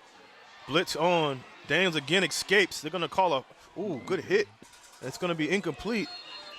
Might be a hold. I think he's back in the. It is a hold. As Daniels circled around, they're going to call a hold now. If you're York, you're just going to take the ball, I would think. Coach Pereira says they're going to decline it and take the ball right there at the line of scrimmage. At 27-yard line of the Falcons. So the first set of downs produces no score for the Phantoms. They lead at 7-0 with 6:35 to go.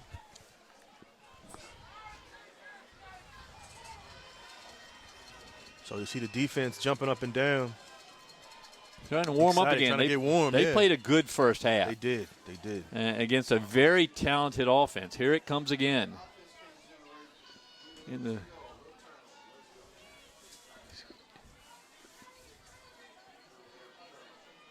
So as you see Hyatt in the shotgun, he's had he's got Cassidy behind him. Yeah, Cassidy behind him. He goes to Cassidy, and Cassidy stopped behind the line of scrimmage. He might have gotten back to the line of scrimmage. No, I don't think so. Short. At that time I thought the Phantoms may have been able to pick off the handoff. That's at the bottom there is the Phantoms' number 28, Dominic Edwards. Edwards also on that all-district team. Yeah. And deservedly so. Yeah, Phoebus did well with the awards this year. When you're 9-1, I guess so. So they're gonna. It's a second, and they're gonna say he lost the yard. 2nd and 11. Back to Cassidy. up the middle. That time the fake was effective. Cassie's able to get up over about to the 31-yard line, excuse me. So third down and about 7 for the Falcons. Number 51. Cassie will gain about 6 yards. Looks like James Wade, 75, is the other tackle there on the line. We've mentioned the line now, 76 in as well. That's Ali Schlosser. And you said they're not very tall. Yeah. He's 5'11". He might be one of the tallest linemen they have. Brandon Tolbert, Josh Evans. The center is Evans. Here's a handoff. It's a double handoff. Stepney out to Cassie. There's going to be a hold in the backfield. Oh, three more flags. There's a hold in the backfield for sure. And then I don't know what the other ones were. They were up in the middle of the field. That might be against Phoebus. There's discussion here. 3 flags on the ground.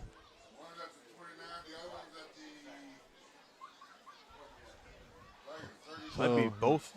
Got a holding on the Falcons. That's decline. There's another hold on there. That's decline. And there's a third hold on the Falcons. Well, there you go.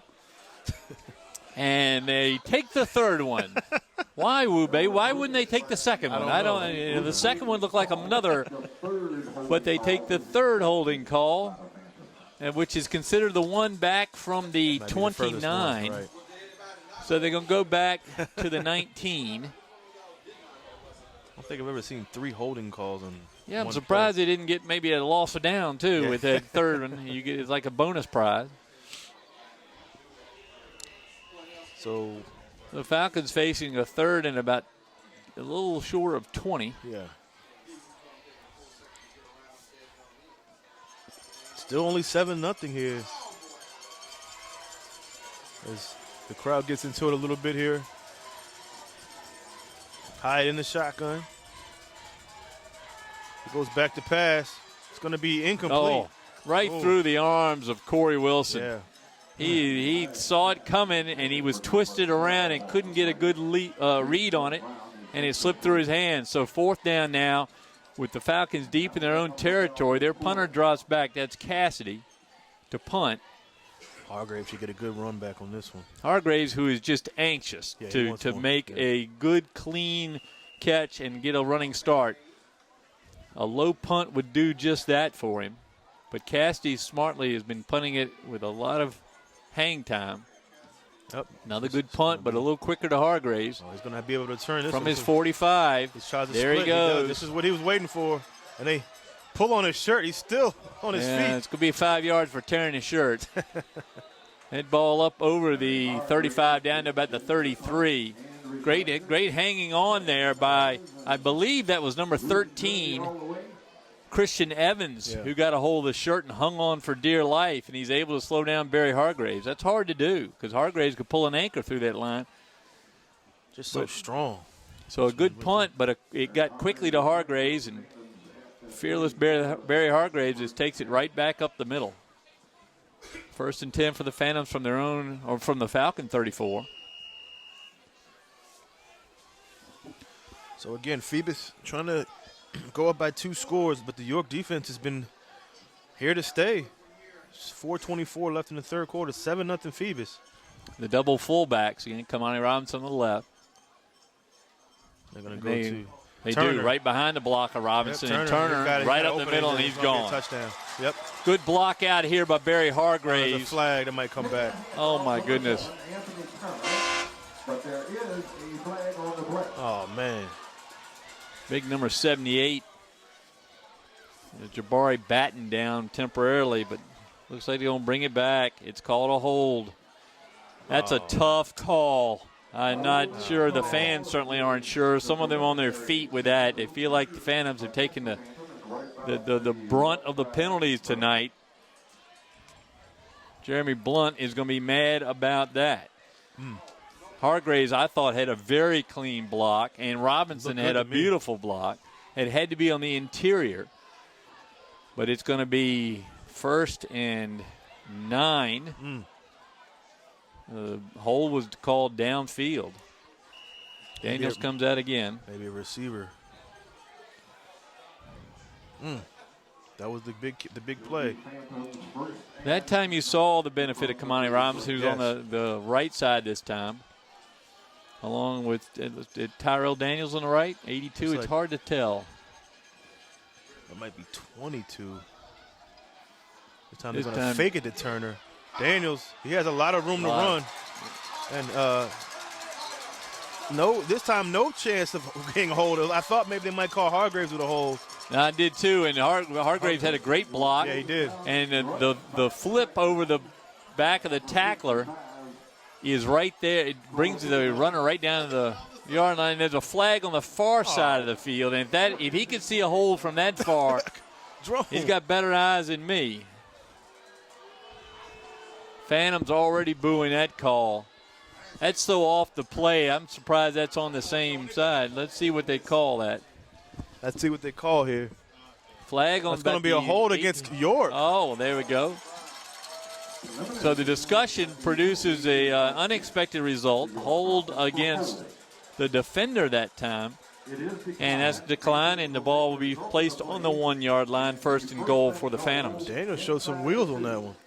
Well, the whole side, once he got past that line, and the line has been superb for the York Falcons. That time, Daniels gets on the outside. Josiah Silver popped him free. 1st and goal for Phoebus at the 1. Daniels gets his line set. Dead ball, illegal procedure by moving men already, I guess, in the three-point stance. And well, they weren't set. So the problem is when you get down in your stance, you can't. You're right. You can't readjust yourself. So now from the 6, 1st and goal. And the Phantoms say we're going to run the same play. So we're going to get lined up better, but we're going to run the same play. And it's going to go to Turner, I would think, from this distance. Daniels goes to Turner up the middle, and he's going to be close to the end zone. It's going to be maybe that ball may have hit the end zone line, but his knee was down. They're going to call him down about at the 1. 2nd and goal. So the sophomore takes it up right to the edge of the end zone, and the Phantoms still trying to tack on that 2nd touchdown here in the latter part of the 3rd quarter. Daniels over center. Marlon Jones getting ready.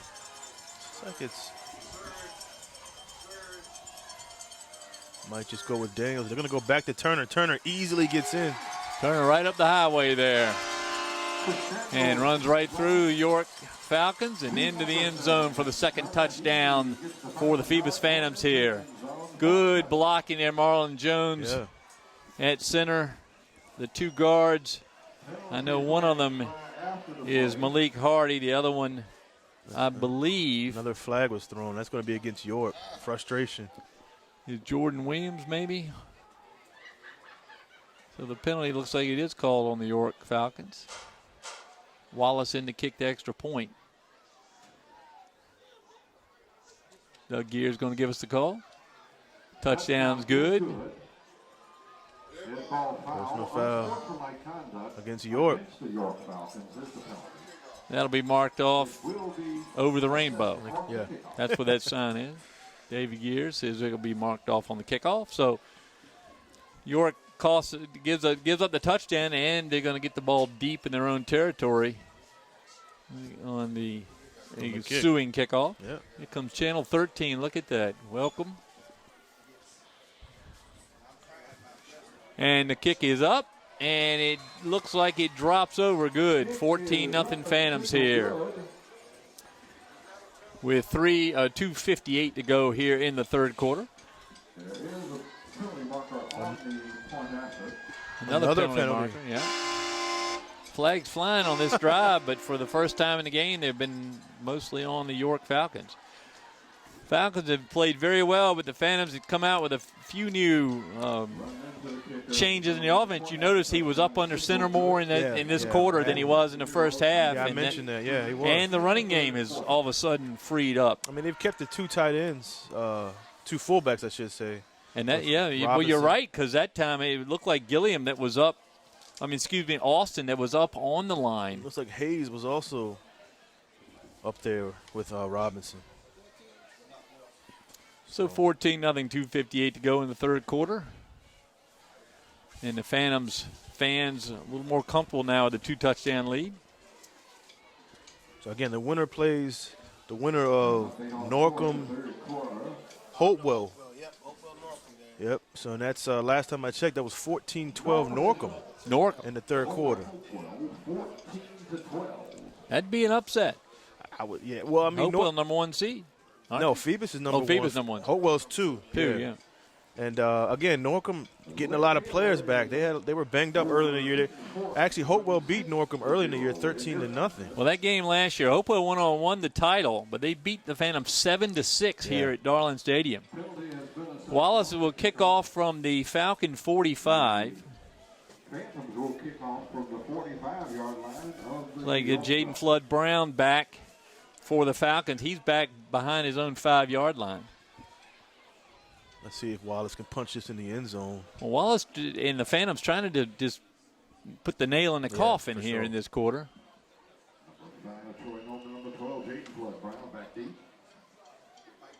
No, he's going to short, swift and it. it hit and it's going to be fallen on by the Phantoms. It hit off the leg, I believe, of number 30, Mason Bambini, maybe number 32, Connor Riley, but whichever leg it went off of, it spun behind them.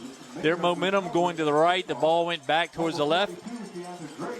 And that's Keonta Gray great play. comes up with the play. Yep. So Phantoms get the ball right back inside the 30 of the Falcon territory, 1st and 10. So this is where we talked about putting the nail in the coffin. Look at the excitement, Frank. Congratulating Wallace on a great play. So Jeremy Blunt's got his offense, says, let's go back out there, guys.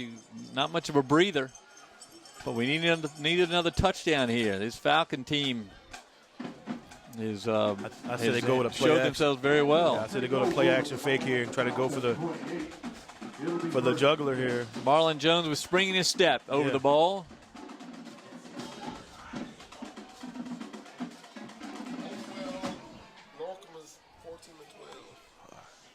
Yeah, 14-12. Phantoms trying to get lined up.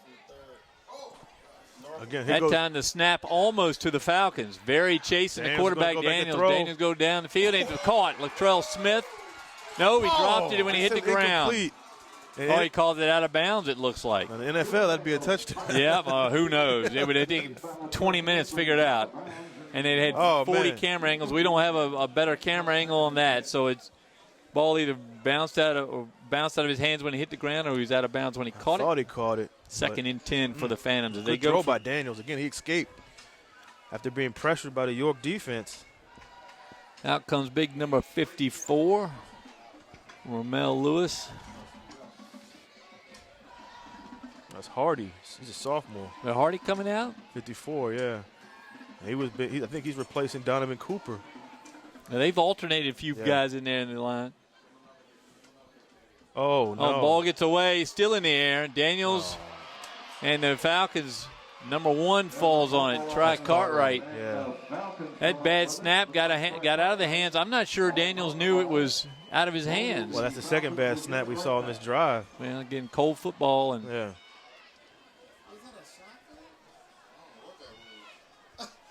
I don't think Daniels ever had it. I don't think he did either. Snapped and bounced out of his hands. Jones and Daniels. Somebody. I thought somebody was down. No, Jones says it was his fault. Yeah. So the turnover saves the Falcons. Gives them a set of downs here on their own 37-yard line, 1st and 10 with 2:39 to go, third quarter. They trail it by 2 touchdowns, 14-0. Now they get bunched up. Yeah, now they're going. See again, they switch it up. That's going. Cassidy with nothing there, and there's going to be got to be a hole in the backfield. That tackle made by Latrell Smith, and it is a hole. And they're going to move it back 10 yards. So the Falcons all of a sudden starting to hurt themselves. If I'm not mistaken, Frank, they only had 1 penalty in the first half, and they picked up about 6 or 7 penalties just in this quarter. Well, 3 on 1 play, right? But they only counted once. So 10-yard back from the 35, puts the ball back at the 25, making it 1st down and about 22 yards for the Falcons. They're going the wrong way here in this drive.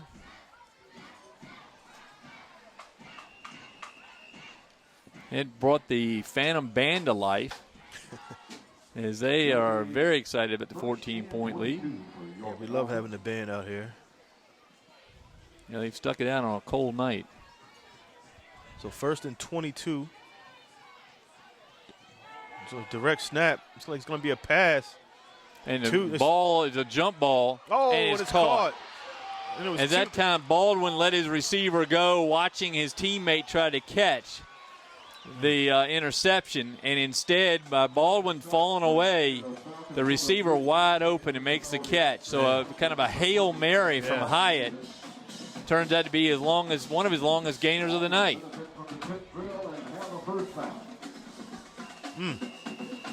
Like So the Falcons. Almost triple coverage, too, out there.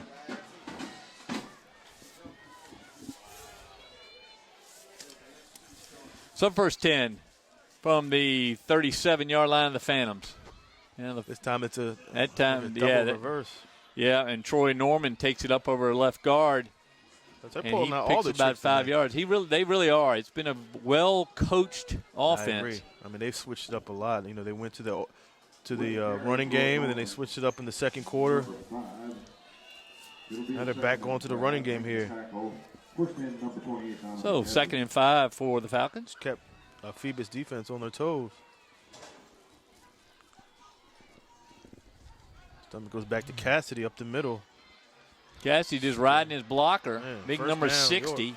Zach Granger out in front of that play and allowing his teammate to pick up the first down. Ball down till about the 24-yard line. Oh, the Phantoms, 1st and 10. That's big number 57. That's Romel Lewis going off. Notice the York has gone. They've changed their offense. Yeah, They're bunched up a lot. Of course, they had this spread in the second quarter. This time, Gatz. that's the Gatz. spin move. Oh, he breaks a tackle. Yep, 21, Jaheim Ballantyne hanging on for dear life. When the runner's going to pick up about 6 yards. So 2nd and about 4 for the Falcons. They're inside the 20-yard line of the Phantoms. They cannot get rid of these Bay River teams, Frank. No, Last week, New Kent. This week, York, hanging around. They're scrappy and disciplined. Well, good competition in the Bay Rivers. I mean, Lafayette clearly the star of that group, but the other teams very evenly. This time it looks like it goes back to Cassidy. Cassidy looks for a hold, decides he's going to take it as he tries to jump over Trevon Hayes. Hayes grabs his feet. Teammate Corey Wilson grabs the top, and they bring him down. No first down, but they pick up a couple yards. Speaking of Lafayette, they're up big on War Hill, 42-0. Looks like it's going to be the end of the quarter, Frank. That's a hometown matchup, by the way. War Hill and Lafayette, they're right near each other up there. They're close, huh?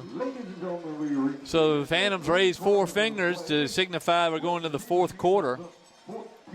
And a tradition is probably as old as Phoebus football. Certainly goes back to the Bill D days. So with 12 minutes to go here, the Phantoms lead it 14-0. Frank Edgar, Wube Gabray, and Steve Fryer here on EFG TV, Channel 48. And if they don't like the new name, then they should come out to the game. There you go. I like that. EFG TV brought to you by tonight by Diet Coke that I can barely finish because it's too cold to drink it. Yeah. You're gonna have a. You had a little bit of a. I'm not even going to say what you had. I don't want to indicate that it was not on the diet plan. But I think it warmed you up a little bit. Only thing available. Keontae Gray is still sitting up here at the booth. He's had something that looked a little healthier down there. Yeah, we love his site. He's got all the great conversation on the Facebook page. Of course, you get Robbie Robinson. Anthony Big Robbie. Robinson. You get him revved up. Yeah. Well, I want to thank guys like Keontae who get out there and try to bring people out to the stands. And I'm sure there's somebody out here tonight that's here because he saw about the game on Facebook on the Hampton Roads High School football site that Keontae runs. As the Falcons certainly are here because they earned their way. The 8-3 team with a quarter left, they trail it by 2 touchdowns. I mean, it's a win for them right now. They're hanging around with the number 1 seed. And as a lower seed, all you want to do is be competitive and stay in the game. Double shift this time. Cassidy. Direct to Cassidy. He's going to be grabbed, but not before he gets up over the first down marker. Down to about the 12. Yeah, like we were saying earlier, Frank, Woodside runs the same offense. Yeah. Right. Yeah. Yep. Woodside gives everybody trouble with that offense. They see it once a year usually. And that's the problem. You only see a team like that once a year. You only have a week to prepare. Not like you play Georgia Tech every week, right? Right. Georgia Or Tech, Navy. or is it Navy or Navy. Army? Oh, They run it. They run it too. All right, first down and 10 for the Falcons from their the 12 of the Phantoms. They have bunched it up this drive. That time, direct snap to number 4, Luke Gatz. That time not as successful as he runs into the Phantoms' big number 50, it looks like. Embry Harrell may have been on the bottom of that. Another one of those sophomore linemen. Harrell, good prospect on that defensive line. Also in on the tackle is Kamani Ramsden in on that one. Linemen by committee as they lost their senior leader, Donovan Cooper, for the season. But these young kids are stepping up and taking on the challenge. Yeah, that tackle was by Robinson. Jim Schaffner, the great voice of Darling Stadium, with us tonight. He's bundled up. Of course, he doesn't have his windows open like we do. Yeah. So it's going to be 2nd and 8 from the 10. Looks like it's going back to Cassidy. Cassidy's has got a little nice bit of room. move. Yep, very nice to the end patience zone. back there. He's down about the 1 yard line. So they've taken no Hyatt, Frank, on this drive. Well, the quarterback is if they keep running this offense. Uh-oh. Somebody's down for Phoebus. Looks like it's Ball. That's Wilson. Wilson. Man, they can't afford Defensive to player lose. of the year down. Yeah, they can't afford to lose him. Hopefully it's not serious. Well, they've already lost Donovan Cooper to a knee injury, kind of on a side play. Yeah. And again, they're banged up on the offensive side. Jalen White not playing tonight. Daniel's just coming off of an injury. Yeah. So. Well, while Wilson's down, let me thank other people. We thank Steve Fryer every week, but the camera work is always superb. Absolutely. And really appreciate him coming out and spending the night here on EFG TV to bring you this action. At the start of the fourth quarter, we have a update. Nansemond River Indian River contest. Nansemond River Indian River, says Jim Schaffner. That's probably a blowout, though. All River affair over there. That's Chesapeake. Getting like Bill Nettles a little bit, isn't he? We were joking last week. I said, "What's the Gate City score?" The Gate City Pulaski game. Yeah. You go over to Ty Stadium. He's giving you scores for the western part, the deepest part of the western part of the state that you can go. Let me congratulate Bill on another successful season. Sure. My goodness, I don't know what the city of Newport News will do when he decides to retire. Yeah. I mean, he's giving scores at schools I've never even heard of. A fantastic voice of the Appomattox. stadium.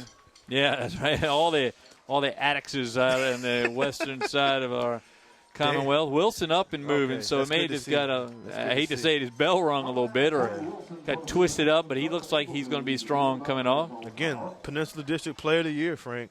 Well, he earned it. Yes, sir.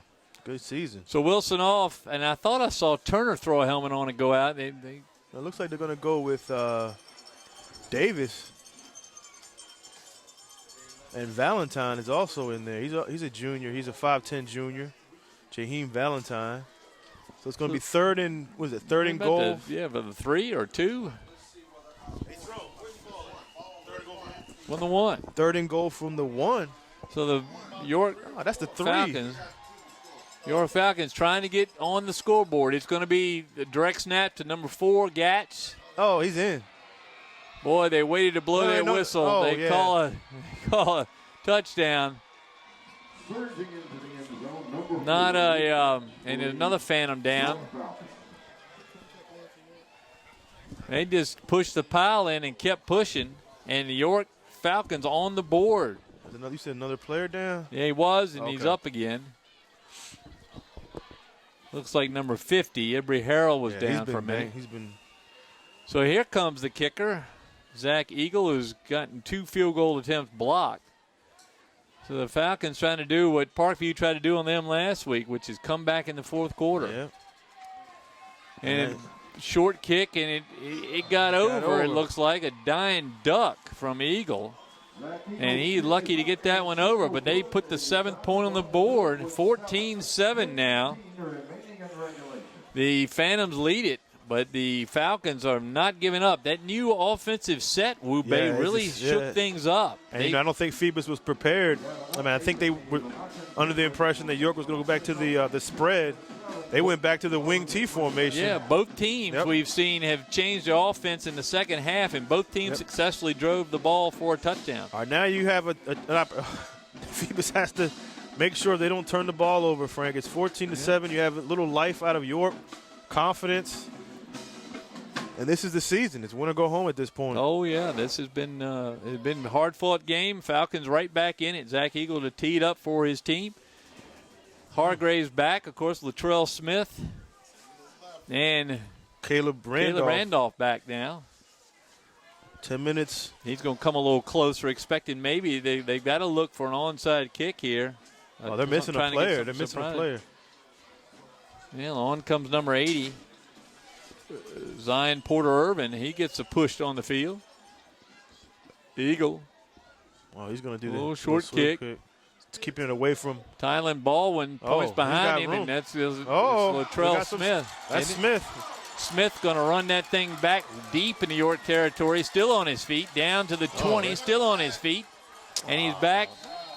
There goes another flag, Frank. I saw it coming. I kept trying to motion for them to stop pulling. Oh my goodness! The flag back here on the 38-yard line. They're going to bring that back.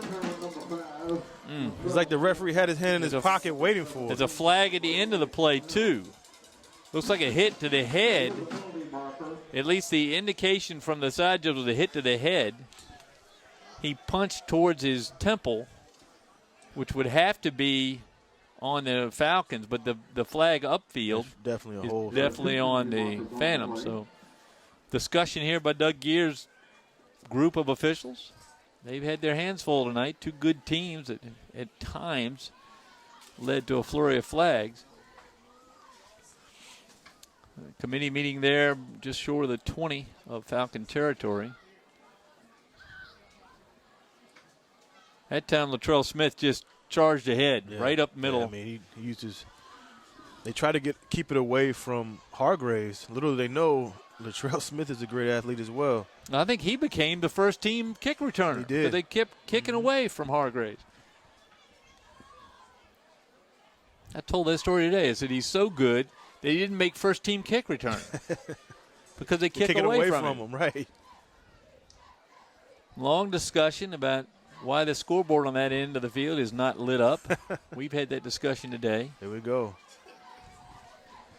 So that after discussion, they say fix the scoreboard. That's the first indicator.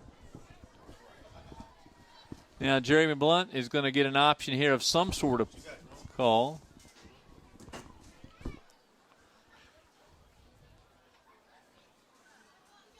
And Blunt says he'll take the ball up near the 20 if he can get it. So it wasn't a hold in him. See what it's called here. Personal foul, it might be.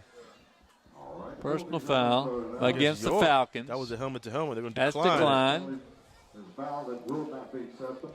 And the second penalty, illegal hands and push in the back. That's against the Phantoms. How do you decline it? How do you decline it if it's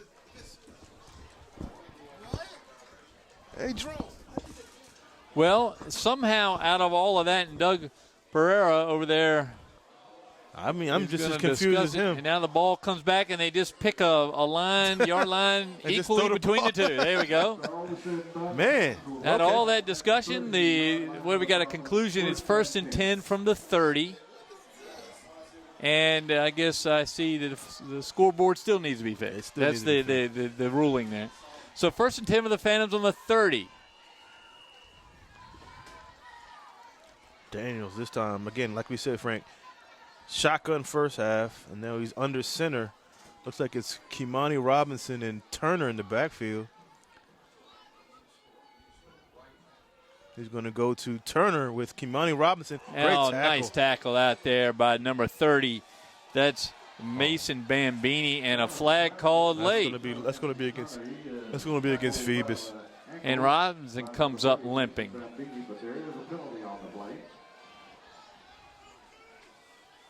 Dead ball foul. Personal foul against the Phoebus. Phantoms. So a dumb play is going to cost the Phantoms 15 yards after they picked up about 5 on first down. Robinson will come out. He was dinged up on that play. He had a really nice block, and Turner, I think, may have kicked him in the calf as he went behind him. That's kind of how Donovan Cooper was hurt last Robinson, week. I don't know if the flag may have been called on him, but he's going to sit on the bench a minute and get that leg looked at. So now, first and about 25 for the Phantoms from the 45 of the Falcons. Second down. Second down, says Herman Drone. From the 43. From the 23? From the 43. 43, okay.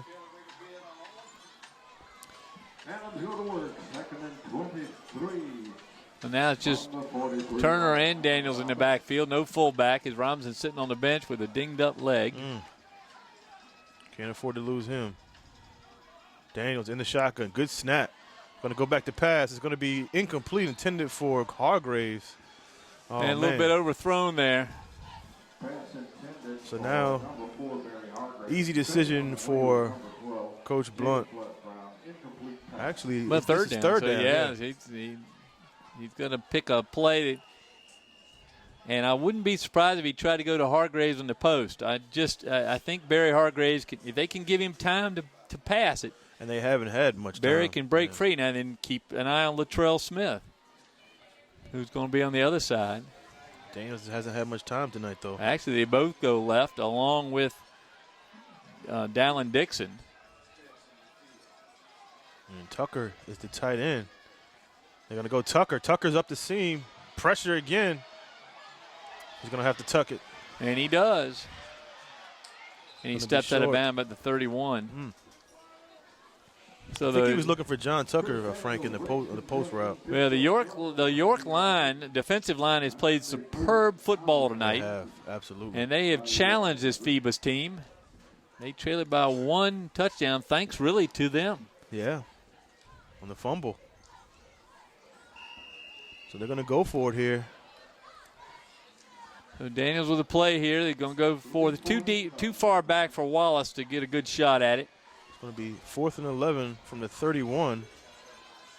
Oh, yeah, it'd be almost a 50-yarder for Wallace. So we've seen, we've seen the Phantoms actually kind of punt it out of this formation. Yeah. And I think Daniels can get 2 men over here on Hargraves. Very right up the middle. Daniels gets away, and it's going to be almost complete, and that's a second drop by Tucker. Tucker drops the ball again. That thing right in his hands, and it would have been a great catch, but it was a drop. And the Phantoms turn the ball over on downs. 1st and 10 now, York, with 9:20 to go here in the fourth quarter.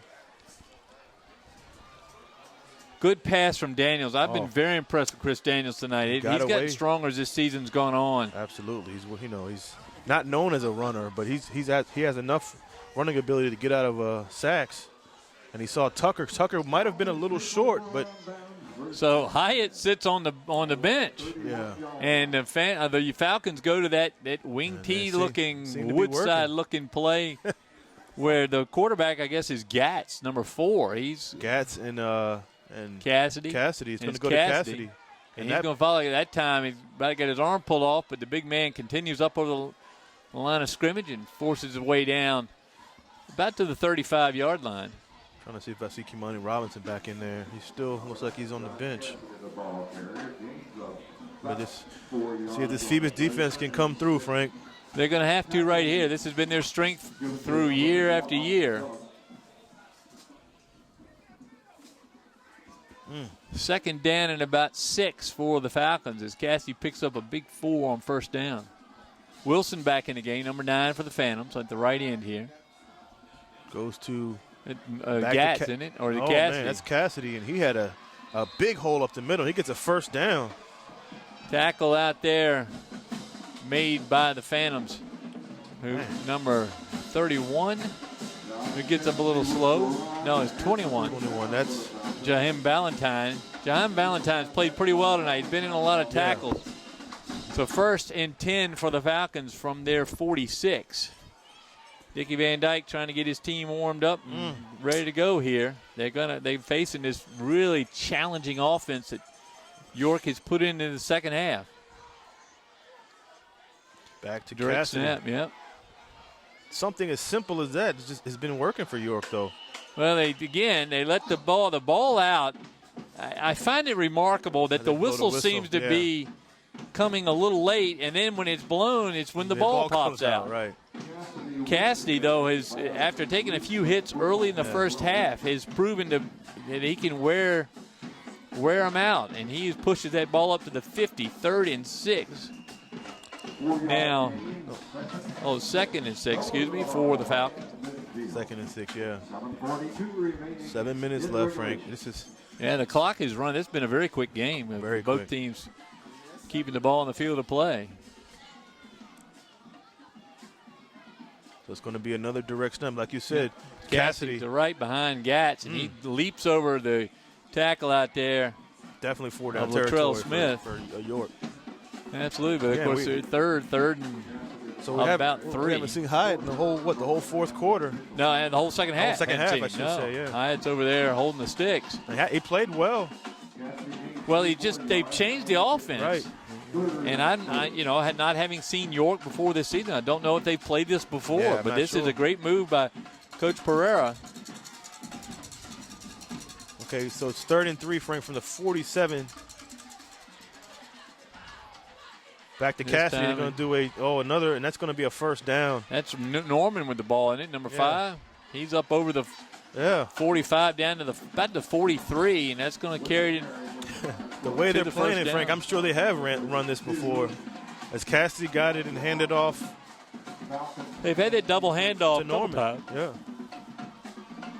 Again, you don't see much of that in today's game, but. No, well, the Phantoms have watched it, and they shut down the offense in the first half. Now this whole new ball game, and the Falcons moving the ball, 1st and 10. It gets away from Cassidy. He's back to the 40. He's going to fall on it smartly there. That was, John Cassidy saves the day by falling on a bad snap. And that little break, these little breaks, we've seen each team suffer from mistakes. Right. But that one helped the Phantoms out, moves the ball back to the 40 of the Falcons. And they had all the momentum going their way. 2nd down. About 26 now. Now the question is, do you go in and bring Hyatt back in for a pass? The question is, no, you don't. He's standing over there by the coach. They don't. So 2nd and 27. This so time it's going to be a pass. Gatz. I'm sorry, going back to pass. Going to be complete. And that's Cartwright. Cartwright with a good hands out there, right at the feet. That's number 37. It's 27, Devon Davis. Thought he might have had a pick, but I did too. Man. He well covered, but Cartwright hauls it in. So 3rd down and about 14. Good throw by Gatz. He's not listed as a backup quarterback, but he looked like it on that throw. Yeah, really showing some creativity here. So in comes Gatz and number 9, Cast, joined in the backfield. I believe Norman's still in there, number 5. And number 10, Rashad Stepney, who's been he's the second sophomore lateral. Yep. Now they change again. So it's going to be 3rd and 15 for York. This time it's Cassidy. And they're going to stop him. He's going to be. Yeah, that's big number 55. Josiah Silver jumps on his back, hauls him down. They'll mark him right at the 45, 4th down now. With 4:30 to go, it seems to take about a minute and a half for each play. I know. Because they're going down to old Hampton Mike Smith. They really are. Run over and get the play and bring it in, but the time is running out. It's only 3rd possession, I think, in the second half. Yeah. So this possibly could be the game here. 4th and 12 from the 45. Well, York with 3 timeouts. Yeah. They decide not to take one here. They're going to play it.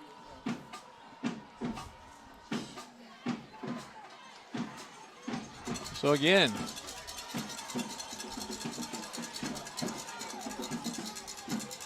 it's going to go to it's going to be Gatz. It's going to try a pass, and it's going to be incomplete. That time, Cartwright just ran into the middle of the woods and couldn't break out. He could not get behind. That's Tylen Baldwin back at his safety spot. He couldn't get behind the crowd. And so a turnover at the 45 of Phoebus, 1st and 10 for the Phantoms. Yeah, they have to just secure the ball and try to eat some clock here. Yeah, the eating the clock part has been pretty easy for the York Falcons. Now the Phantoms are going to have to figure out a way. Again, this is a quick-moving game. Basically, for the most part, because York has been running the ball mostly in the second half, but they changed the offense.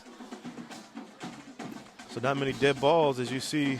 Daniels back in the quarterback, Turner in the backfield, Latrell Smith far side, and the playmaker Barry Hargraves on the near side. Daniels under center, 2 fullbacks.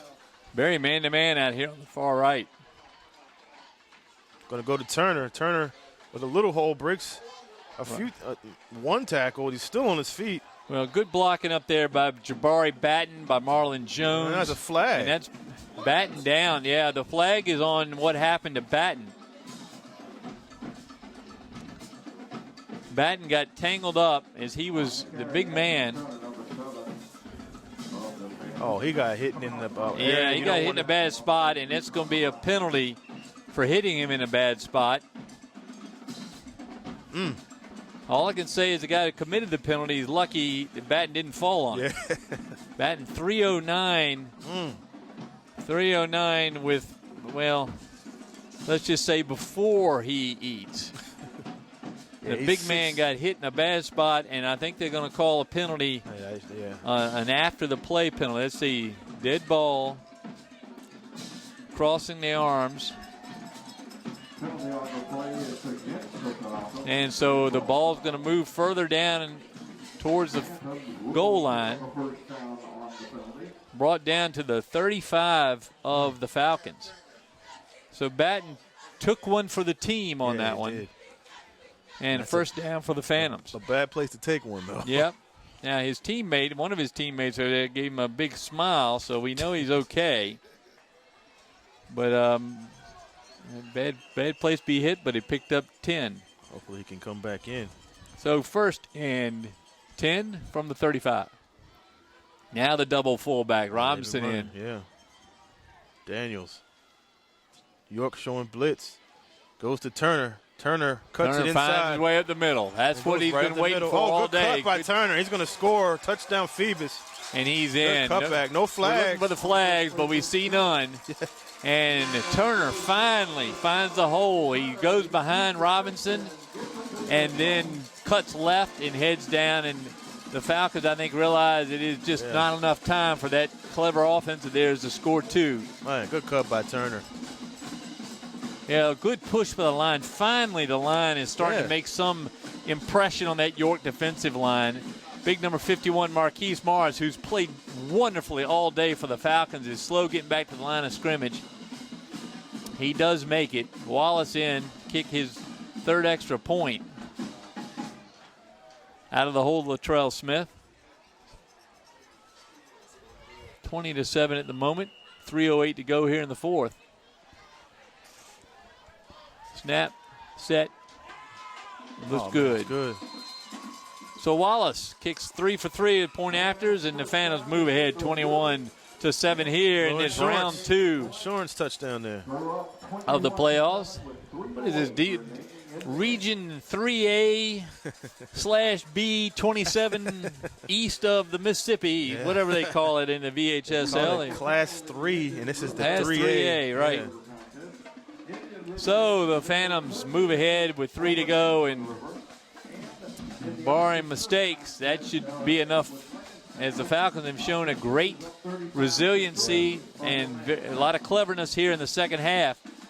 But that clever offense takes too much time to score. So I will see Hyatt back. Yeah, sure we'll Ramsey Hyatt led the offense the whole first half. He has not seen the field in the second. But I would think we see him. Norcom still up on Hopewell, so it could be an all Tidewater game next week. I mean, I know Phoebus Hopewell has the ball. Hopewell has the ball in the fourth quarter. Deontay Gray praying for that Hampton Roads matchup, as it would really make his Facebook page look good. Hampton Roads high school football. But again, bringing Hopewell back for a revenge game, so to speak, would be great too. Well, a Phoebus Norcom game always is gritty. Oh, yeah. Holy Always. mackerel, that would be a good one. game. It will be the Saturday after Thanksgiving. Wallace to kick off here.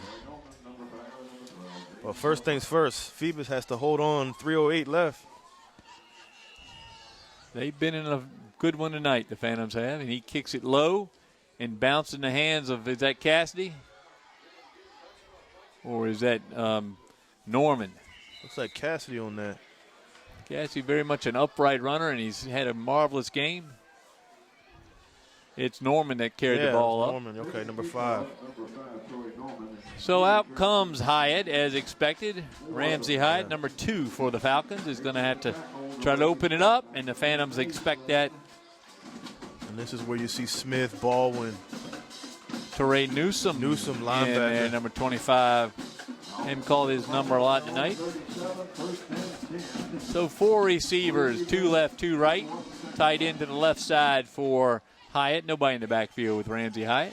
Hyatt, back to pass, short pass, quick pass. Over to Cartwright, number 1. He gets smacked after a gain of maybe 3. Good receiver, that Cartwright. We've been impressed with him. Try Cartwright, number 1. He's a junior, Frank, 6'3". So clock continues to run. 3 timeouts in the possession of the York Falcons. Hyatt saying, let's get it moving. 2 clock drops down to 2:34 here. Hyatt, back to pass. He's going deep. He has a receiver, and it's going to be complete. That time the Jahan Valentine just beat down there. He took the cut to the sideline the same time the receiver did, but the receiver beat him. That was a good route. Very good route, but he lost him. And a good pass from Hyatt. You see why he is so highly rated as a passer. 4-year starter for the Falcons. That's right. Bailey Field's going to miss him next year. But he brings his team down inside the 35 of the Phantoms. Clock still running here. 2:17. All right, back to pass. And it's going to be almost picked off. That's Davis. Davis had a couple times tonight. He broke on it. That was a good play. Break on the ball by Davis. Devon Davis. Yeah, 6'1", 181. A tall cornerback. So the clock does stop. 2:12 to go. Hyatt gets his play from his coach. Doug Pereira looking on.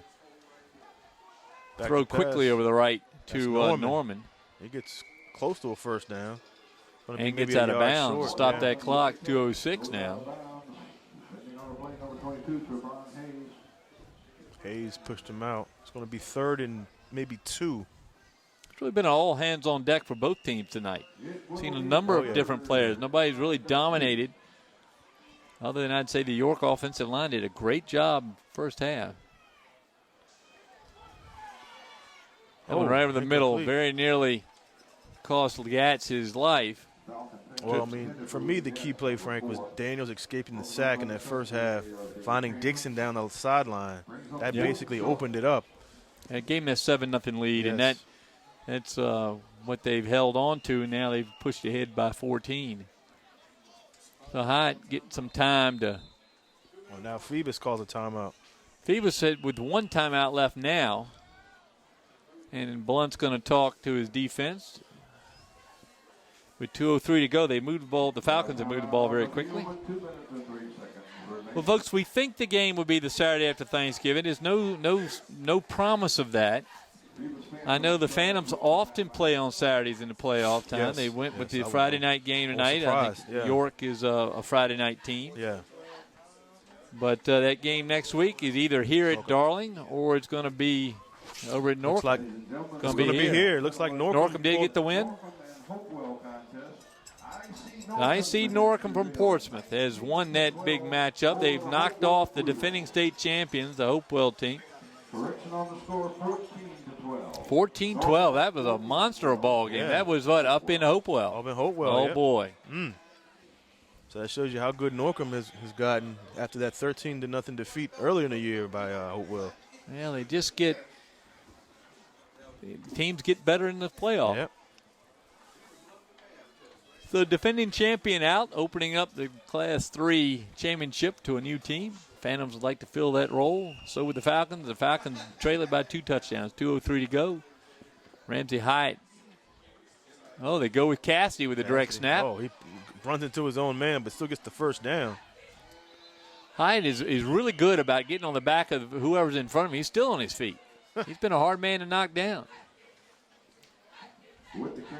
But he's going to be called down. It looks to be about the 23-yard line of the Phantoms. Sticks move. And the clock at 1:54. The first down, yeah. So 1st and 10. Ramsey Hyde back in. All of his receivers and backs out.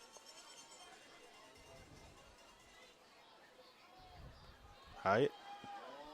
A little bit of pressure. Back to pass is going to be incomplete. Almost picked off, and a flag on that. And no flag. Yeah, there was a flag. We'll say they missed the hole, but they did get the hold back here. So the Falcons had the hold on Josiah Silver. So the holding here. And then downfield is message being relayed Pass is interference. Pass interference. There was nobody in the middle of the field. Wow.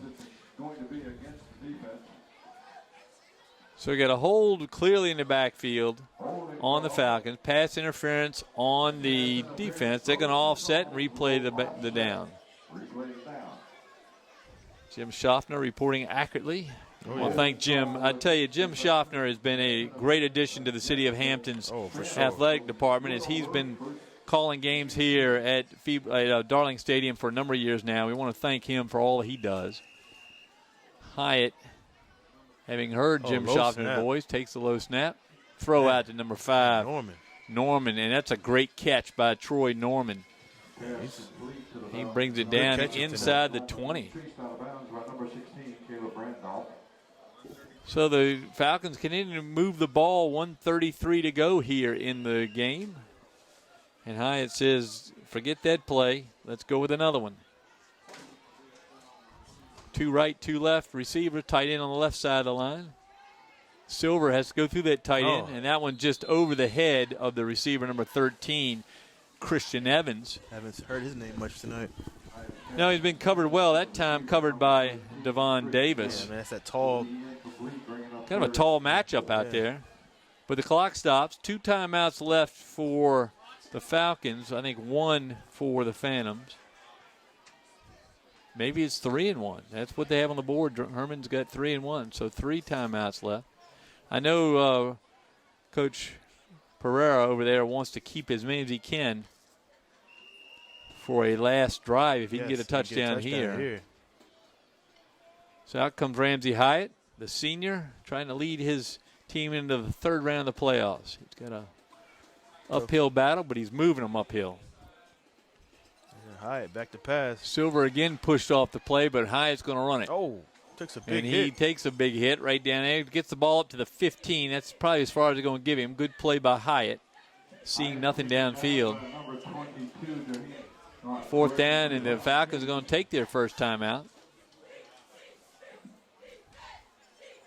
So 4th and 2, Wube, as we watch the Falcons move the ball against kind of a prevent defense. Yeah. But the Phantoms are going to have to tighten up here, and they've done so once the ball got inside the 20. Yeah, you bring Hyatt in, who's more of a passer. Didn't play much in the second half. They had success in the wing tee, so you stuck with it. They scored their touchdown on the wing tee, and then just that last touchdown by Phoebus, you got to bring Hyatt back in to try to get a touchdown. Man, I think the coaching on the York side tonight has been tremendous. Oh, I agree. Just tremendous. Yeah, great coach. Of course, the coach of the year in the Peninsula District, Jeremy Blunt, leads at 21-7 against that really superb job over there. A couple coaches here, Carl Roberts, along with Creighton Inconvenience, former Bethel standout. I mentioned Bo Morgan, who's helping out the quarterbacks. He's a Bethel guy as well. So great coaching staff over there for York. Well, the principal, Dr. Shannon Butler at York High School, and she's got to be mighty proud of this program this year. York does the massive shift of line. And that one's just going to be right over the center. That might be short. They still on the... They still haven't blown the whistle. Oh. They're still not blowing it. They're dragging him down there. And they score. I don't understand that. The ball stopped right at the line of scrimmage. Yeah. No whistle blown, and yet they continue until they cross the end zone. I've seen that twice tonight. I'm a little puzzled, but it's a touchdown for York, and they draw it close. They were pulling and dragging and everything. I'm sorry we don't have a replay on that, but you can watch that on our broadcast. And the York flag out above on the visiting stands. So it's 21-13 right now. And out comes Zach Eagle to try to make it 14. He's kicked one extra point. It just barely hopped over the bar. Let's see what we can do here. Phantom sure would like to block it. And it's taken. They're going to do a fake, and it's going to be knocked down out there. Great play. That's Smith. What a nice pass by Stephen Graham as he threw it on the run like that. And it was there exactly where it was supposed to be. Was it Latrell Smith that knocked it down, or was it? It was Smith. Yeah. Yeah, what a nice play. So 21-8 now. So still just an 8-point. No, difference. 13. 21-13, excuse me, but an 8-point difference. Yeah, 8-point difference. Yeah. Jeremy Blunt's going to have a lot of questions about when you call a runner down. Yeah. It could be when he stops, but apparently not on that play. Now they Feet still churning. They got to work on this onside kick now. Well, it's almost like you put him in the middle of a group of guys and just push. And we've seen that twice tonight. Oh, we've seen it, yeah. They surround him with his teammates. So we're going to see an onside kick, I would think. So the hands team comes out for the Phantoms. You see the numbers all reflect receiving and tailbacks and cornerbacks. And I don't see any. Yeah, you're right. You see Barry Hargraves is going to step up. He hadn't even gone behind the 30. Yeah, you see Smith, Turner, Caleb Randolph, Hargraves is in there. Dixon. So Zach Eagle now hadn't earned his money in points tonight, but he's going to try to do it right here. He's got it teed up for an onside attempt. The rules require so many players on each side of the ball, and they're going to kick it to the right side if I had to guess. And Phoebus is guessing that way, and Eagle looking that way. Got to go 10 yards. And it's a good squib kick. It bounces off the Phantoms twice, but it went out of bounds. So a nice block off the out of bounds. I can't see the Phantom down over there as he took it. That's Hargraves. I hope that's not Hargraves that was down. But it bounced or he pushed it aside. And it looks like number 15 that comes up a little slow. Like 16, Caleb Randolph. No, it's 15. That was Dixon that was down. Okay, he's coming around. I think he got jumped upon. So now with 1 minute left even, 21-13 Phantoms, two timeouts for the York Falcons. Hargraves seems like he thinks he's got the game. He's not happy with this ending, but if they can get the win, they know they've been in a tough fight tonight. They'll have a tough one next week if they can hold on for this one. Well, out comes Daniels and his offense, and they're going to gather around the football. And maybe they'll pack it in and run like an amoeba downfield. But I think they're just going to let Daniels take a knee. Oh, they're going to hand it off. Oh. And it's Turner up the middle. Oh, hold on to the ball. Now, I was waiting for the York to pick him up to try to carry him down the other way. But the ball is up over. It looks like it's enough for a first down. It is. Yeah, it is first down for sure. So the Phantoms surprised the Falcons with a run-off tackle, and Turner picking up some yards here in the second half. Takes it down to about the 42. Timeout taken by York. 52 seconds left to go as that clock was going to start. So now just one timeout left. Imagine you'll see Daniels take knees a couple times. They can stop it one more time, yeah, like you said. So the matchup looks to be the Phoebus Phantoms and the Norcom Greyhounds here at Darling Stadium. Yep. Probably Saturday, maybe Friday night. But, folks, if you're watching this game during the week, we would love to see you out here. Deontay Gray is taking names of who's out here, and anybody else that is not here, he'll send a personal message on Facebook. And speaking of remind you. Speaking of Peninsula football, we know all about the Norcom Greyhounds. As we've had some battles with them going back to the Allen Iverson days. Yep, a long-time school over there. Home of my good friend Solomon Ashby, who played there, went to Wisconsin, became a lawyer, and now is a city attorney over there. Oh. Turner gets nailed right there at the line of scrimmage by Mason Bambini. Put down, is that Cartwright down? York Falcons have played a whale of a game tonight. Coach is going to be mighty proud of him, and I tell you, the York High School fans should be very proud of that coach. That has been a terrific game plan tonight. It looks like Cartwright is down. Right there at the end. May have caught his knee on knee or something, but hopefully he's okay. They called timeout before the injury anyway, so he's okay. He's going to hope he's okay. He made a game. great catch tonight. That one catch, it was just terrific. So Cartwright's going to go off. Very, whose name we haven't called a lot, but that's because they haven't run at him. Yeah. All his he's had a lot of pressures, though. Yeah, he's extremely quick. Yeah. You know, we were talking earlier. It reminds me a lot of the impact on the game that George Mitchell has. The same body type, a little shorter than Mitchell. Yep, and lighter than Mitchell. Yeah. Maybe a little quicker side to side, but the same impact.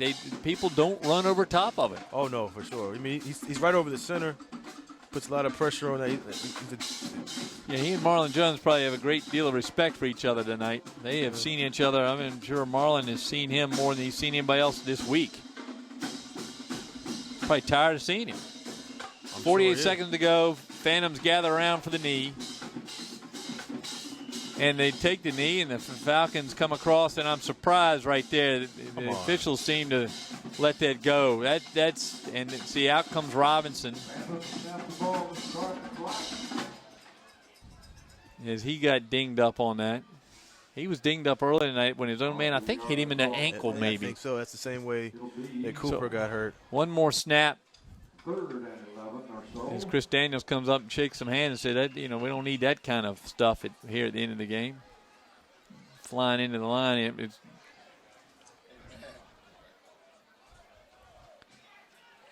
Tyrell Daniels up. And that's going to do it. As the Phantoms grab a really hard-fought win from the York Falcons tonight. Final score, the Phoebus Phantoms 21, York Falcons 13. Wube, final thoughts on this one? Well, I mean, it's at this time of year, Frank, it's survive and advance. So that's what Phoebus did tonight. Not one of their best performances, but they move on to the next round to play Norcom. Well, I thought Daniels showed that he's back in good form. They're going to have to work on that line play a little bit. I know that Norcom's going to look at this film and try to see what the York Falcons did. Great game by York, but they fall short. They lose it 21-13. Phoebus Phantoms move on, as we say so often in November.